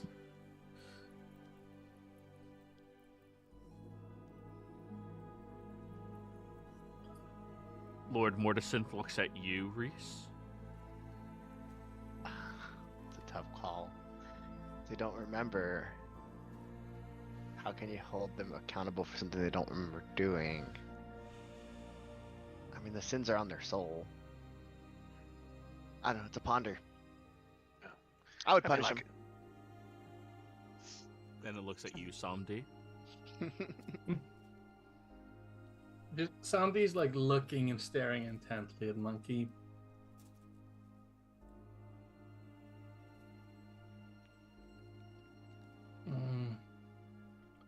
I'm in much agreement with the rest of the group. It doesn't take away what has happened, but I believe leniency is deserved, not for anything they've done, but for the cosmic punishment already upon them. A kick in the head is nothing to laugh at. And this is a bit more than a kick in the head, as I'm staring at Monkey.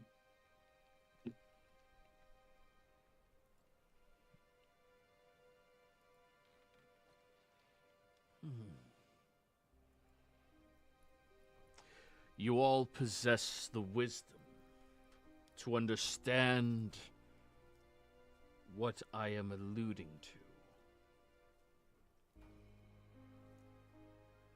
And yet you speak honestly.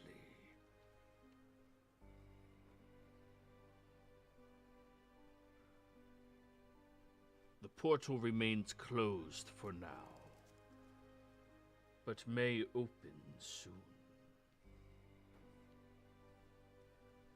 He holds his skeletal hand out to you, Monkey. I require an offering for the sins that the body committed, that the mind does not yet comprehend.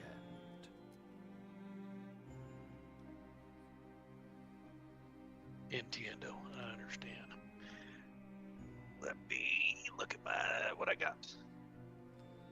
Love is what I got. It's at this point Monkey reveals that his glorious hair all this time has been a toupee. No. It's been a really And he nice sacrifices toupee. that.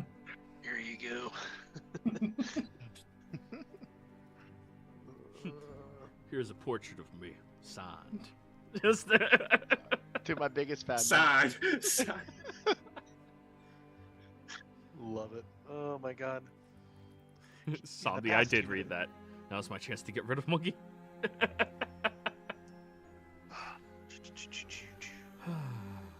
Is there something specifically you want? Mim? Lord Mortisynth does not reply. Oh. Would that be good or bad? I don't know. For you. When I find myself in times of trouble. I said, Different song, but yes. Alright, I'm gonna. Let it be, Sandy. Let it be. Santi's still reeling from the fact that he could get rid of Monkey.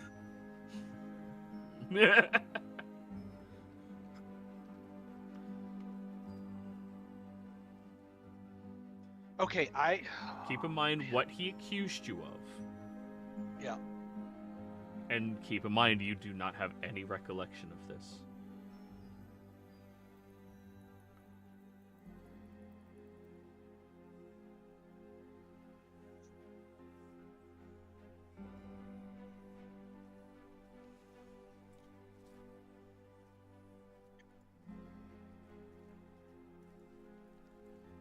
Alright, we'll just see what happens. Oh, I wish I knew more lore. I do have something that was given to me. And I have no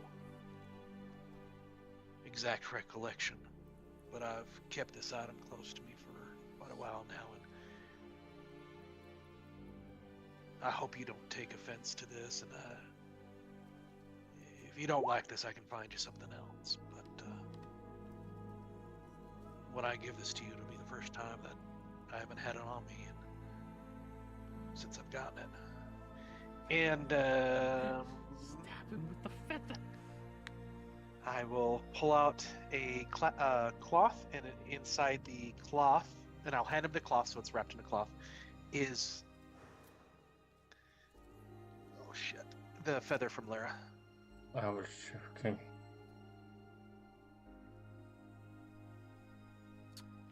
He reaches out, touching the feather, and Monkey, you watch as he twists it between his skeletal fingers.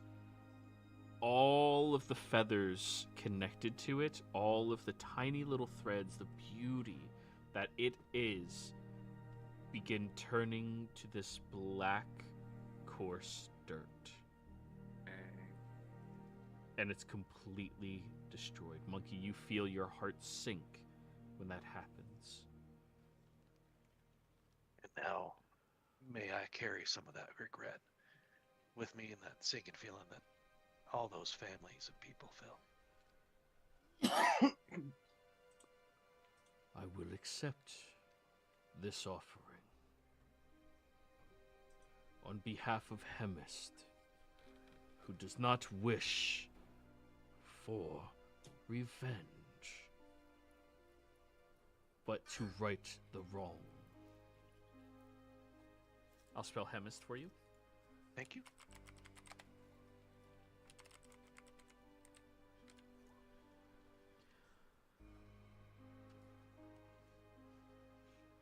You all seek sanctuary here. Escape from the devils. That would be nice. Well, I am a broker. I am a collector. What have you for me that I may add to my garden?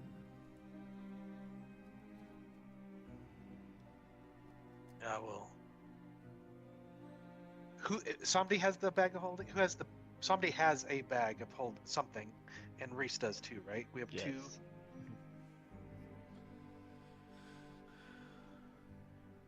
I'll glance over towards Somni.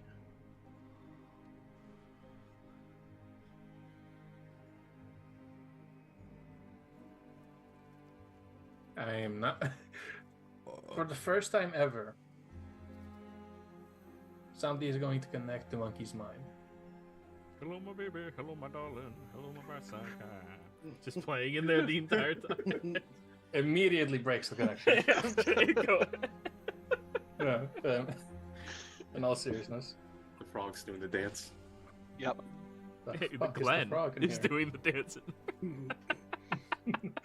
Nope.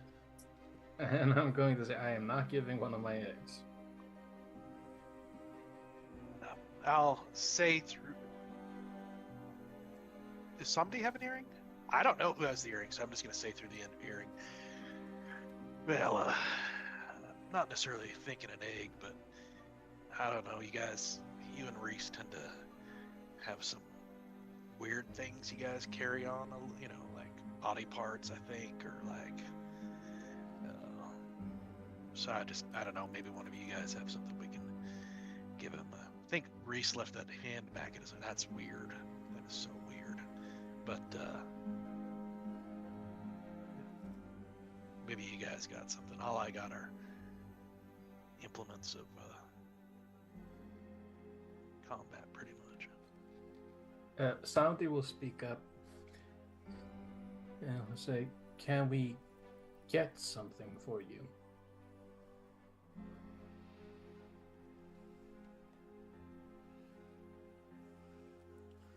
What do you mean?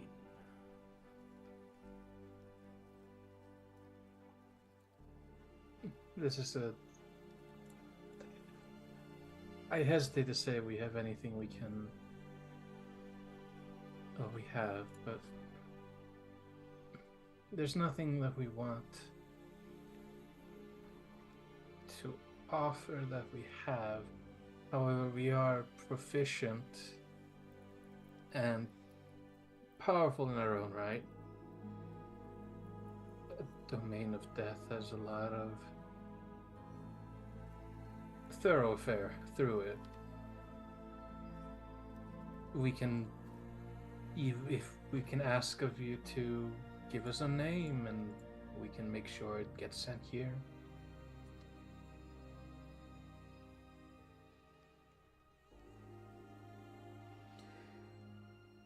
Hades is meant to be a punishment for those whose souls were given opportunity to make better choices and decisions.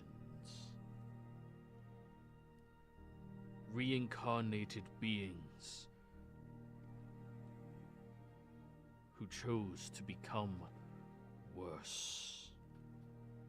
Larger threats, harmful to their small influences. These souls find their way here, and we destroy the body, or we destroy them. We send them to wherever they need to go. Their bodies brought here for torment. Can they hear? A body can hear, but a body does not know. You suggest bringing one here as payment to be allowed to rest without worry of the devils coming here, hunting you. Is that correct?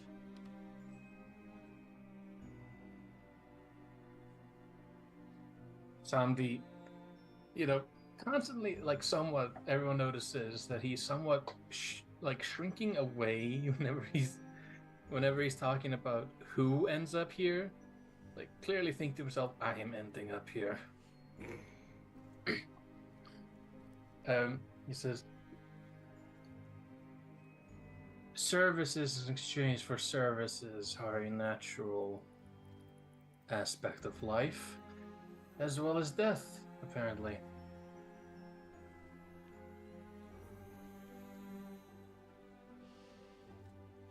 Everything for a price. Roll me persuasion with advantage. Come on, Sandy, you got this. Bada bing, fuck me. Wow. You know what? Hold on. I have already broken my one vow. I'll break another one today. Yes. I will look at Monkey who didn't get us into the situation, but is surely not helping this, and I say, fuck, you know. Monkey, why? Thank I you. mean, he's the reason Monkey. we're in hell, technically. Yeah. It's not real. We were always given a choice to say, you know what? The consequences be damned, let's not go to hell again. But yeah, I'd like to roll again. Thank you, Monkey. Did I even log how many of those I have? I have 6 of them, down to 5. Yep. The dam has been burst. I will lose them in the next session, I swear. I got 3. 20, not 20, not 20. That's better. That's a 10.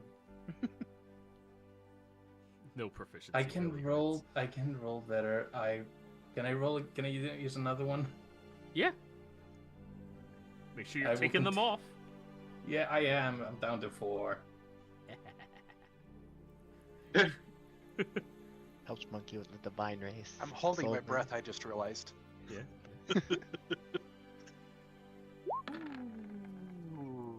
Damn. A, progressively better. 14. Do I roll again? That's up to you. Huh? That's up to you. I did all I could. You know what? 80s. I'm either failing or I'm not failing. I want to roll again. Yes. See, if you get rid of all of them, you're no longer tempted to use any of them. Exactly. 16. Hey, it's slowly getting better. I swear to Christ. Are you Oh my happy with God. 16? I don't feel like I'm gonna get any better, so I'm happy with 16. Okay. Lord Morticinth steps over towards you.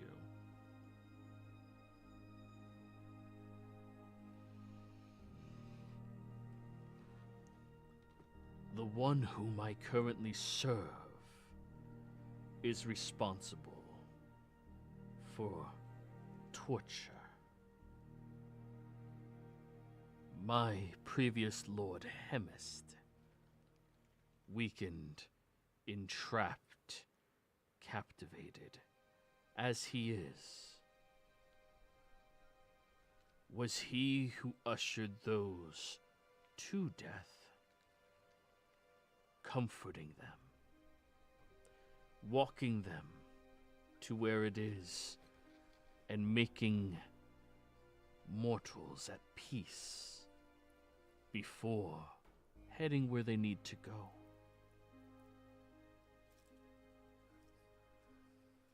I can smell his sister, or I can sense his sister is close to you.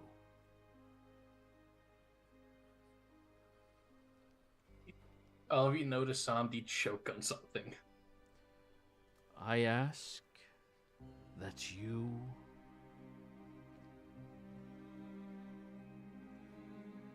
find someone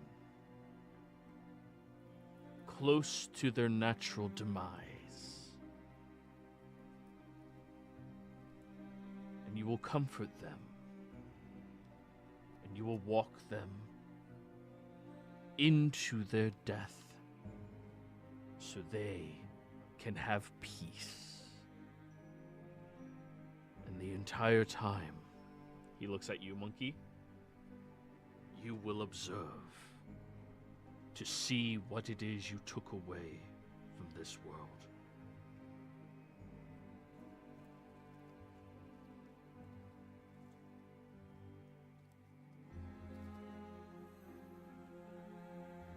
Do you accept my term?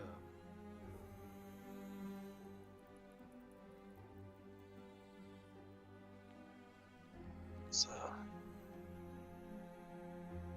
as long as that person is willing of their own volition.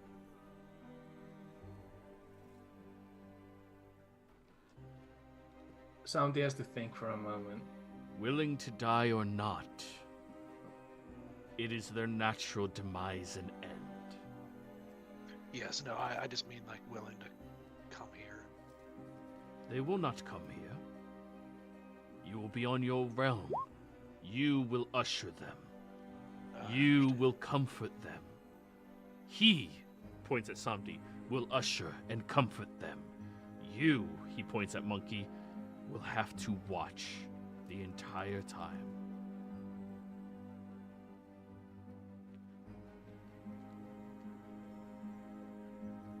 I look over at Ad.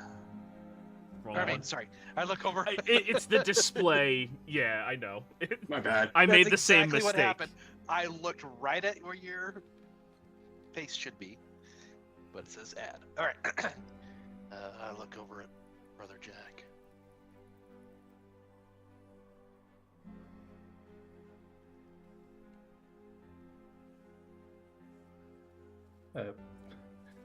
As they're staring, Samdi will stop thinking and say, I know of possibly two, know at least of one that I could do this service for. You know, look back over at Lord Mortisonth. I did many awful things, I know that, and I don't remember them, but while I don't relish the idea of doing this, it is a punishment, and I should be punished. I should be forced to watch without being able to intervene. I accept. Now he looks at you, Samdi.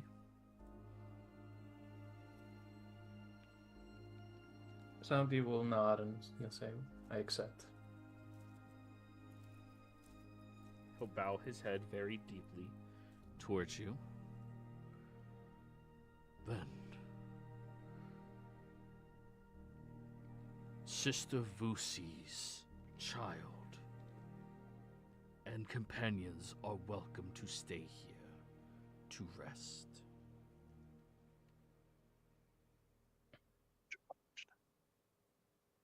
He gestures backwards, and you see the door opens up, and it is filled with bones that have been transformed into tables and bedding, furniture, everything in here. It's a very melancholy place. The only three things that are here is that river of flowing green liquid, bones, and dirt. The dirt seems to be material things brought here that are destroyed, completely dropping into nothing. The bones are all, at least the physical bodies of the people that have committed sins and are being punished. Very depressing location to be stuck inside of. I ask him, the collector, do the undead sing a song?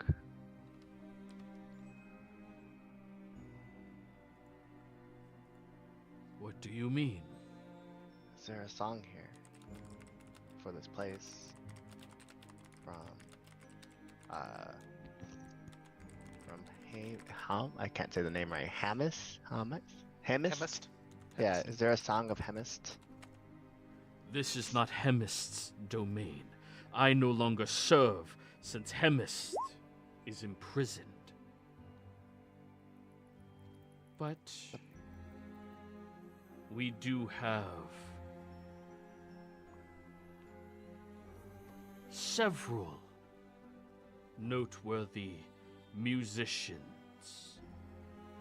who have been punished here, and their bones do groove. I can sing the song of the Reaper tones. And of course, we have the ghastly guitarists. And the Banshee Bandiers. Or Balladeers. Lears. The Reaper one. The one that you said you can sing. Can you show me that? I feel like this is a once-in-a-lifetime opportunity to get this. I will pull out my journal. He clasps the fingertips in front of him and begins performing a song. I need each of you to give me charisma saving throws. Oh, God. Worth. Sorry, Glenn, you're immune to this. Nice. Yep. It only affects And- living creatures. Thank you for the teleport earlier, Reese, because now I can use my game advantage. You're welcome. I was going to use that earlier, so. I will ask Monkey for freedom because I don't want to be enthralled for this. Wait, is this a charm effect? Before I do No. it? Okay. Is it a fear? Yes. Yeah. I would have gotten a 21 then. Perfect. Okay. The Did difference, something I know. else. You were very successful. 26. There we go. Much better. Awesome. Every... Now that I helped you, I will now roll. I haven't rolled yet. Oh. Cornwallis rolled a 17. Yeah, Cornwallis has the low roll now. Uh-oh. Oh, never mind. Everyone other than Monkey. Yep, 14. Cornwallis, you did succeed, just barely though. Monkey. You hear this spectral choir emanate out from the voice of this lord. The song is haunting and the melodies are pained. There's no words, but you can feel the expression of this music, the symphony that it has, and it sends a shiver down your spine. It makes you very, very afraid of death, afraid of dying and the consequences that stem from that. Monkey, you are in a state of shock and fear as you listen Small. to all of this. Small tear starts to form and slowly move down his face. Everyone else, you hear this chilling song, but instead of hearing it as a song of warning away from what is happening, you translate it in your mind differently. It is a song of peace. It is a song of rest. It is something that makes the prospect of death more comforting. And Glenn, for you, it sounds so incredibly beautiful. It is the most relaxing and beautiful tone you've ever heard in your life. Finally get to calm down a bit. Reese, roll a instrument check utilizing intelligence. Let's go with the viola. It's my go-to. Yeah, it would have to be a string instrument for this. This level of emotion can only happen through string instruments. Okay. Or singing. you can't drum this out, like it's. While he's doing this, could I guidance myself? Of Since I knew I course. was gonna start writing stuff down. Of course. Rice. Ooh, I'm down to 2 more monkey rerolls. I don't know if it's worth it. Oh no. I want it. Yeah, it's one of those ones that I need. I want it. Monkey, help me out here. You already come in clutch with every one of these rolls. Nope, not today. See, you're Monkey has asking forsaken him you. to help. You're not offering. That's the problem. I'm going to use the last one, so I have no more inspiration.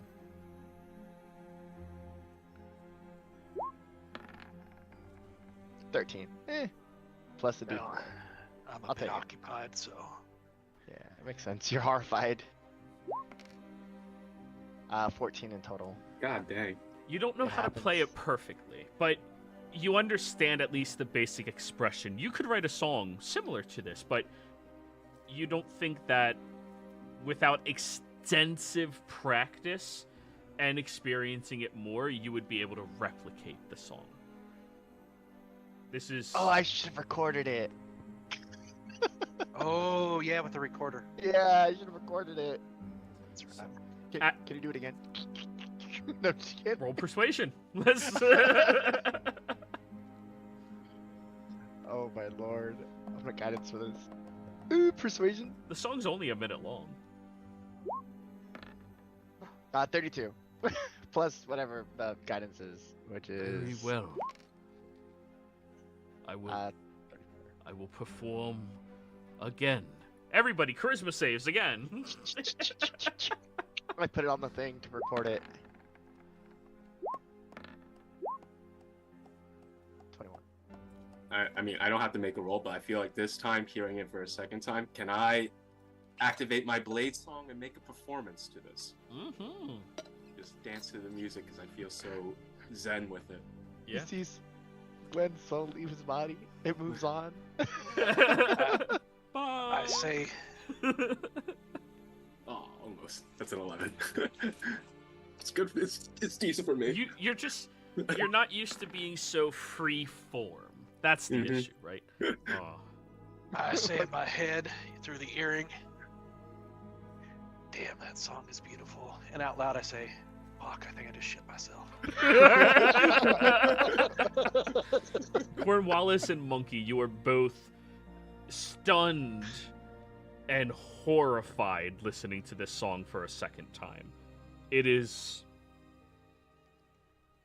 so intense for your mortal mind to deal with a tone of melancholy coming from dead creatures.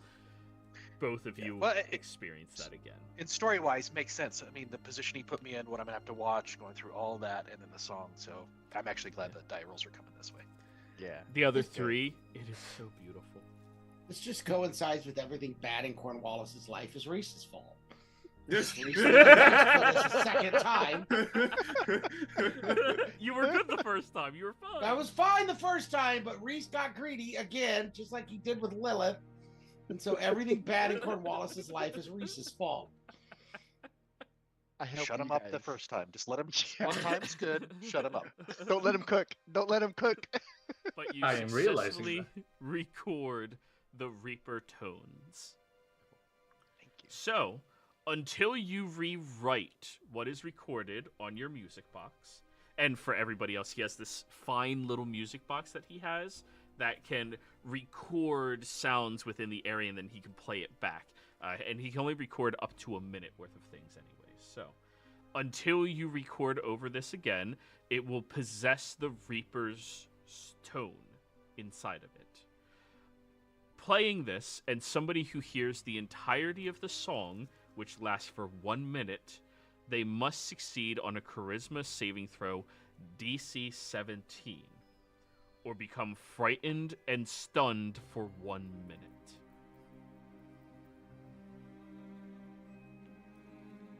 Wow, you just got yourself a stun grenade. Well, Yeah, you have it to takes play a it for a minute. minute. Yeah, I just wanted it. And the moment someone begins to feel it's creepy, they're going to destroy that fucking box. Yeah, this is something to do during my own time. Okay, so it's more like a prancing monkey Yeah. Yeah. with a. Tie someone to a chair, put earplugs in yourself. Well, if they succeed Or the just save, leave though, Glenn in they're there. relaxed. I think it's cool that Glenn's doing a performance with it, though. That's great. That's awesome. Yeah. So After the minute hits, a loud boom here is heard, and I go, okay, it's done recording. Right when it ended. perfect. Now you close it up. Very dangerous object you now have, but Thank that you. counts. It is rare that I'm given the opportunity to sing these tones.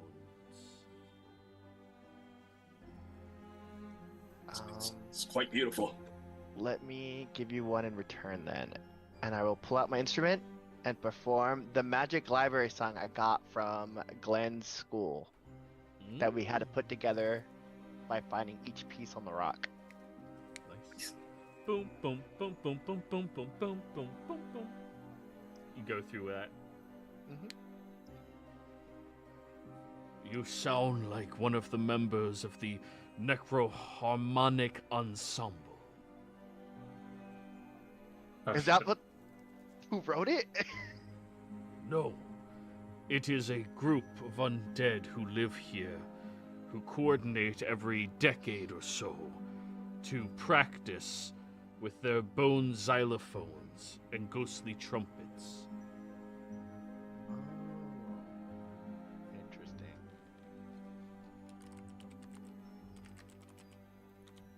I mean, I do have a question, Mr. Collector.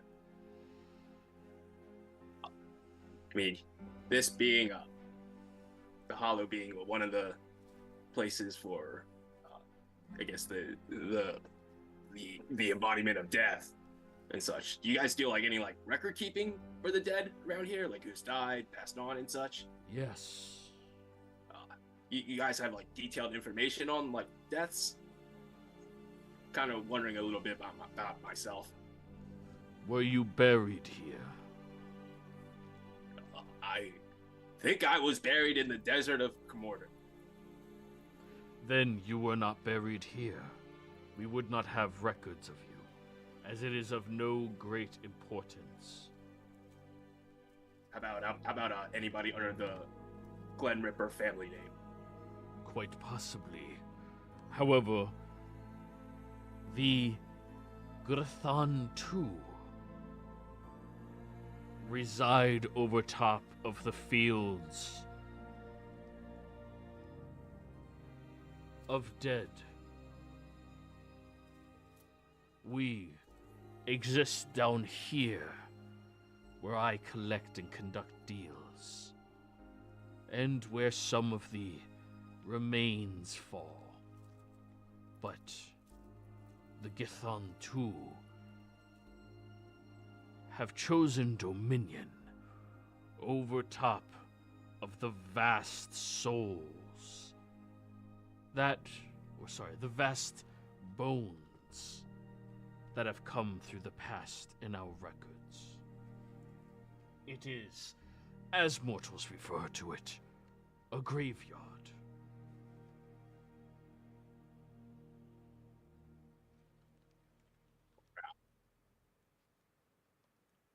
If you wish to look, you only need to slay the Githron too. That might sound like a tall order. He shrugs. What's the worst that can happen? You die? Glenn starts laughing. All of the mortals in the room look very uncomfortable. Yes. So, That is the worst that could happen. That indeed is. I'm just gonna look and he's gonna say, I've got 2 questions. First, less prevalent question. What are the Githon 2? They are draconic entities. Long ago found their way to this plane, surviving and melding with it, bathing within the pools of unsevered souls allowing themselves to shed their physical forms and transcend undead versions.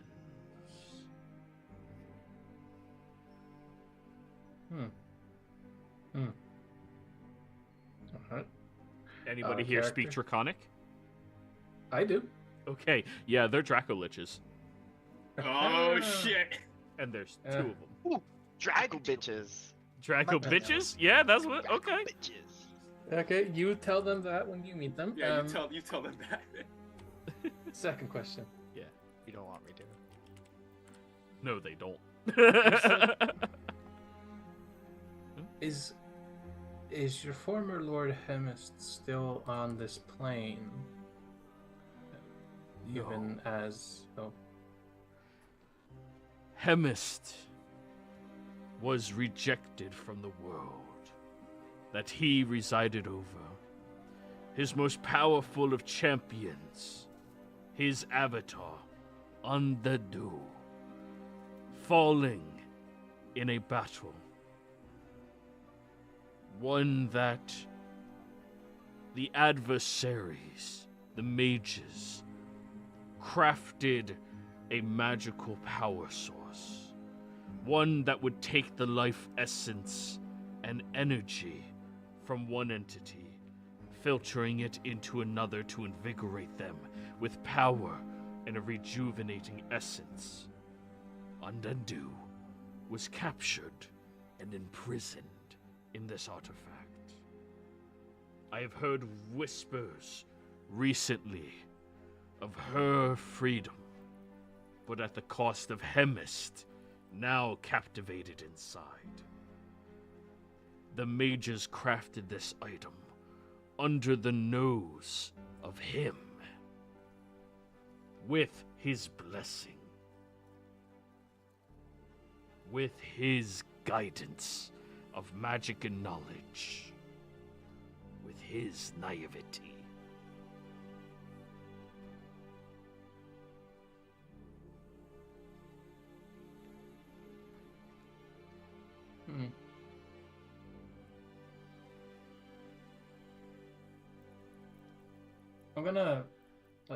I'm going to spew forth the snake.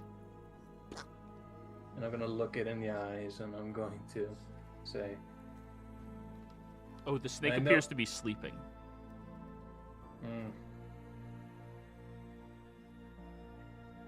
I'll attempt to enter the mind of the snake. You entered it, and it seems like it is just drifting through that same pool of water that you go to when you sleep.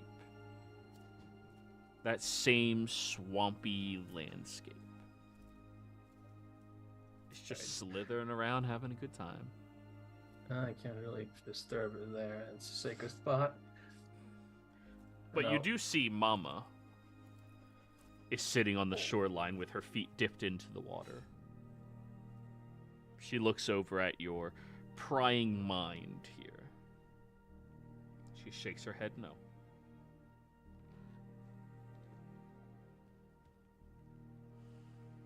And I retreat from the mind, and I'll say to him, for lack of an option right now, do you think Mama Vusi would like something of his to remember him? None of the siblings ever wish to remember him again.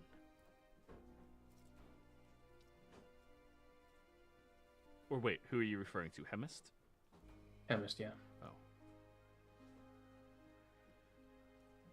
What the siblings want is outside of my purview. I'm no longer connected to them.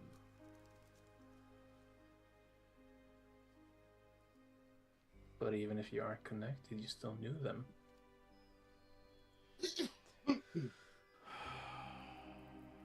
Roll me a insight check. 19.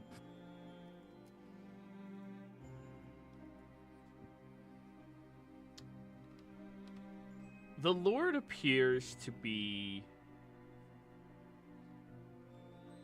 contemplating if he possesses insights into the gods' domain, what they wish for. Hemist and Sister Vusi were among the closest of siblings. She housing over the dominion of love for family. He residing over the dominion, venturing into death. Many times their domains overlapped. I do not know if she would care for something to remember, but only care that the mistakes were not had again.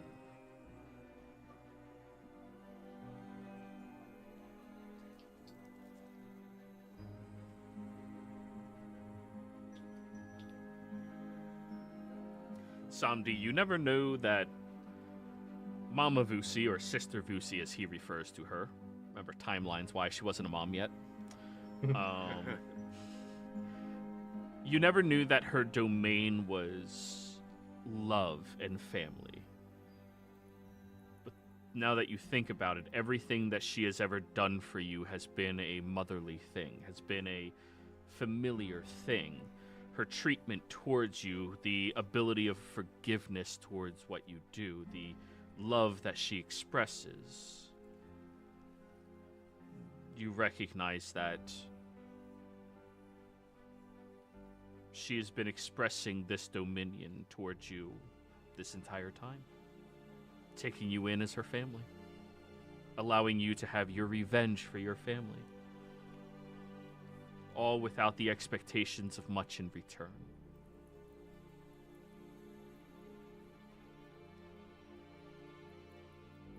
Sandy is gonna recline back into a chair somewhere, and he's gonna just... His head is not sunk down, it's just kind of stopped moving, and he's just staring. And he kind of retreats from any conversation.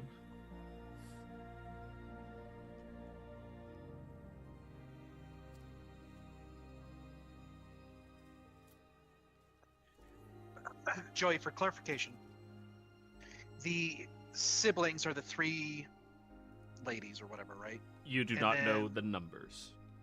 Okay. But Hemist is a sibling to Mama Vusi. That much he has see? made very clear. Yep. Okay. And Mama Vusi no longer has connection. And this is a player. I'm just. And Mama Vusi no longer has connection to the siblings. Is what she had said. Is that right? She had said that. No, she said that she is growing, whereas many of the other siblings are stagnant.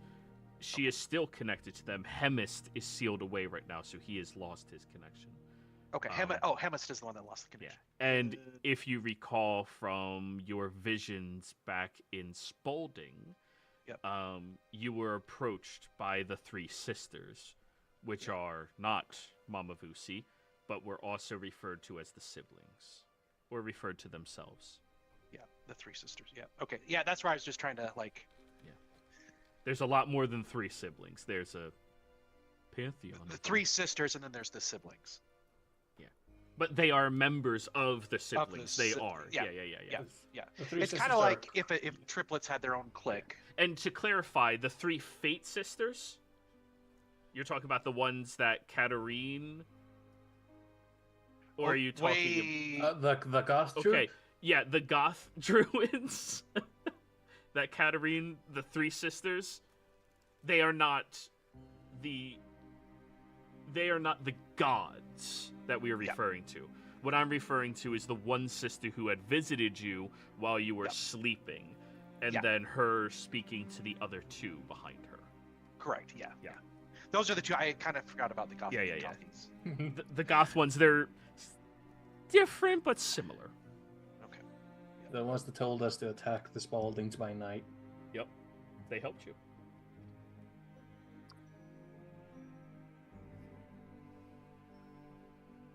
What's your opinion on everything, Genesis? I've been trying to figure out a way to pull her in here, but Them. there's so much lore. There's so much deep lore right now. My brain is. Yeah. There's a lot of information being given. Yeah, I'm trying to write notes so I can keep track of what all is going on right now. I'm a little confused, so. It's okay. But I'm sure that Cornwallis and Genesis, the characters, are trying to figure out their life choices at this moment since meeting the group. Cornwallis definitely is. Out of character. How did I get here? Hey, Cornwallis, you just found out that Mama Vusi is a domain of love and family. Yeah, it's Also- not Mama Vusi Cornwallis is questioning. Also, for those of you that remember, throwing this out as a player, first time Monkey recognized Mama, or in this campaign, ran into Mama Vusi, there was a recognition there from long ago. Way Oh, back then I tuned out everything you said. I know you did. Fair enough. That's why I wait Um, until later to drip out information. Out of character. Can you return to a home plane with a plane shift without a tuning fork for that plane? Yes, you need a magical item from that plane. Do you possess a magical item from Komortar? Yes. Yeah. I think You could all of always us- return to your home plane, Joey. Your tether will do it, but Okay. for plane shift, out like actual D&D for plane shift, you need a magical object from that Right. native realm or a tuning fork to get back there. In my universe, the tethers will always return you after 48 hours, unless you went through a portal to get to where you are. Wait, a magic item works too? Any magical item from that plane of existence will allow you to plane shift to that plane, or a Oh. tuning fork. Tuning we forks could've went are to much this- more specific, but a magical object from that plane will put you somewhere on that plane. Oh, we could have went to this whenever we want. My shield's from that place. Well, clarification, we need to know that it's specifically from that place, because it could have been made somewhere else and then taken to a different place. You got it Oh, from that yeah. place. Nanu created it, but there is a soul of a hag in there. So yeah, you make a point there. Which technically you owe me 2 sentences. I just remembered. Sure. Oh yeah, she You're a like son speaks of a to you every bitch. day or something, right? Every time I make a persuasion check, deception check, or intimidation. That's why I keep tabs of it.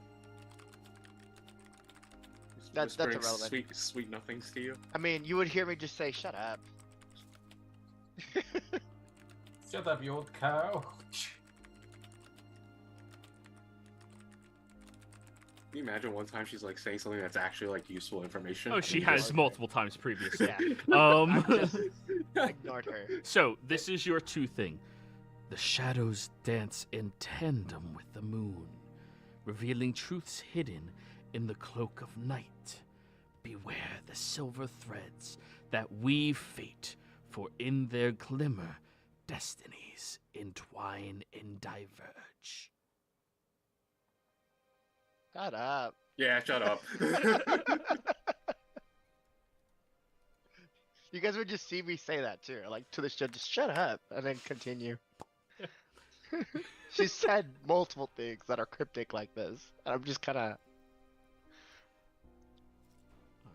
So, the Lord is going to stand. Command Bones from his garden to come in and provide various sleeping quarters for many of you. He will slump into a corner, sitting down on a chair that is made out of the forearms and hands of 2 different creatures. Or 4 different, or 3 different and 2 is 1. It's hard to tell. And just slumps in the chair, staring into the chamber. I could probably tell if he's sleeping, right? I mean, no, not sleeping. He's doing what you do, which is Yeah, not yeah, yeah. sleep. Yeah. It's like it was like, okay, it's resting time, guys. As I'm meditating, I'm like, it's really hard to trance out when I know there's a guy staring at me. Do it all the time. What do you mean? Usually you're staring at a corner. So, you all may complete your long rest here. And I think this is a good calling spot for the session this week. Players, thank you all very much for playing. Viewers, thank you for watching. Hope you all had a fantastic time.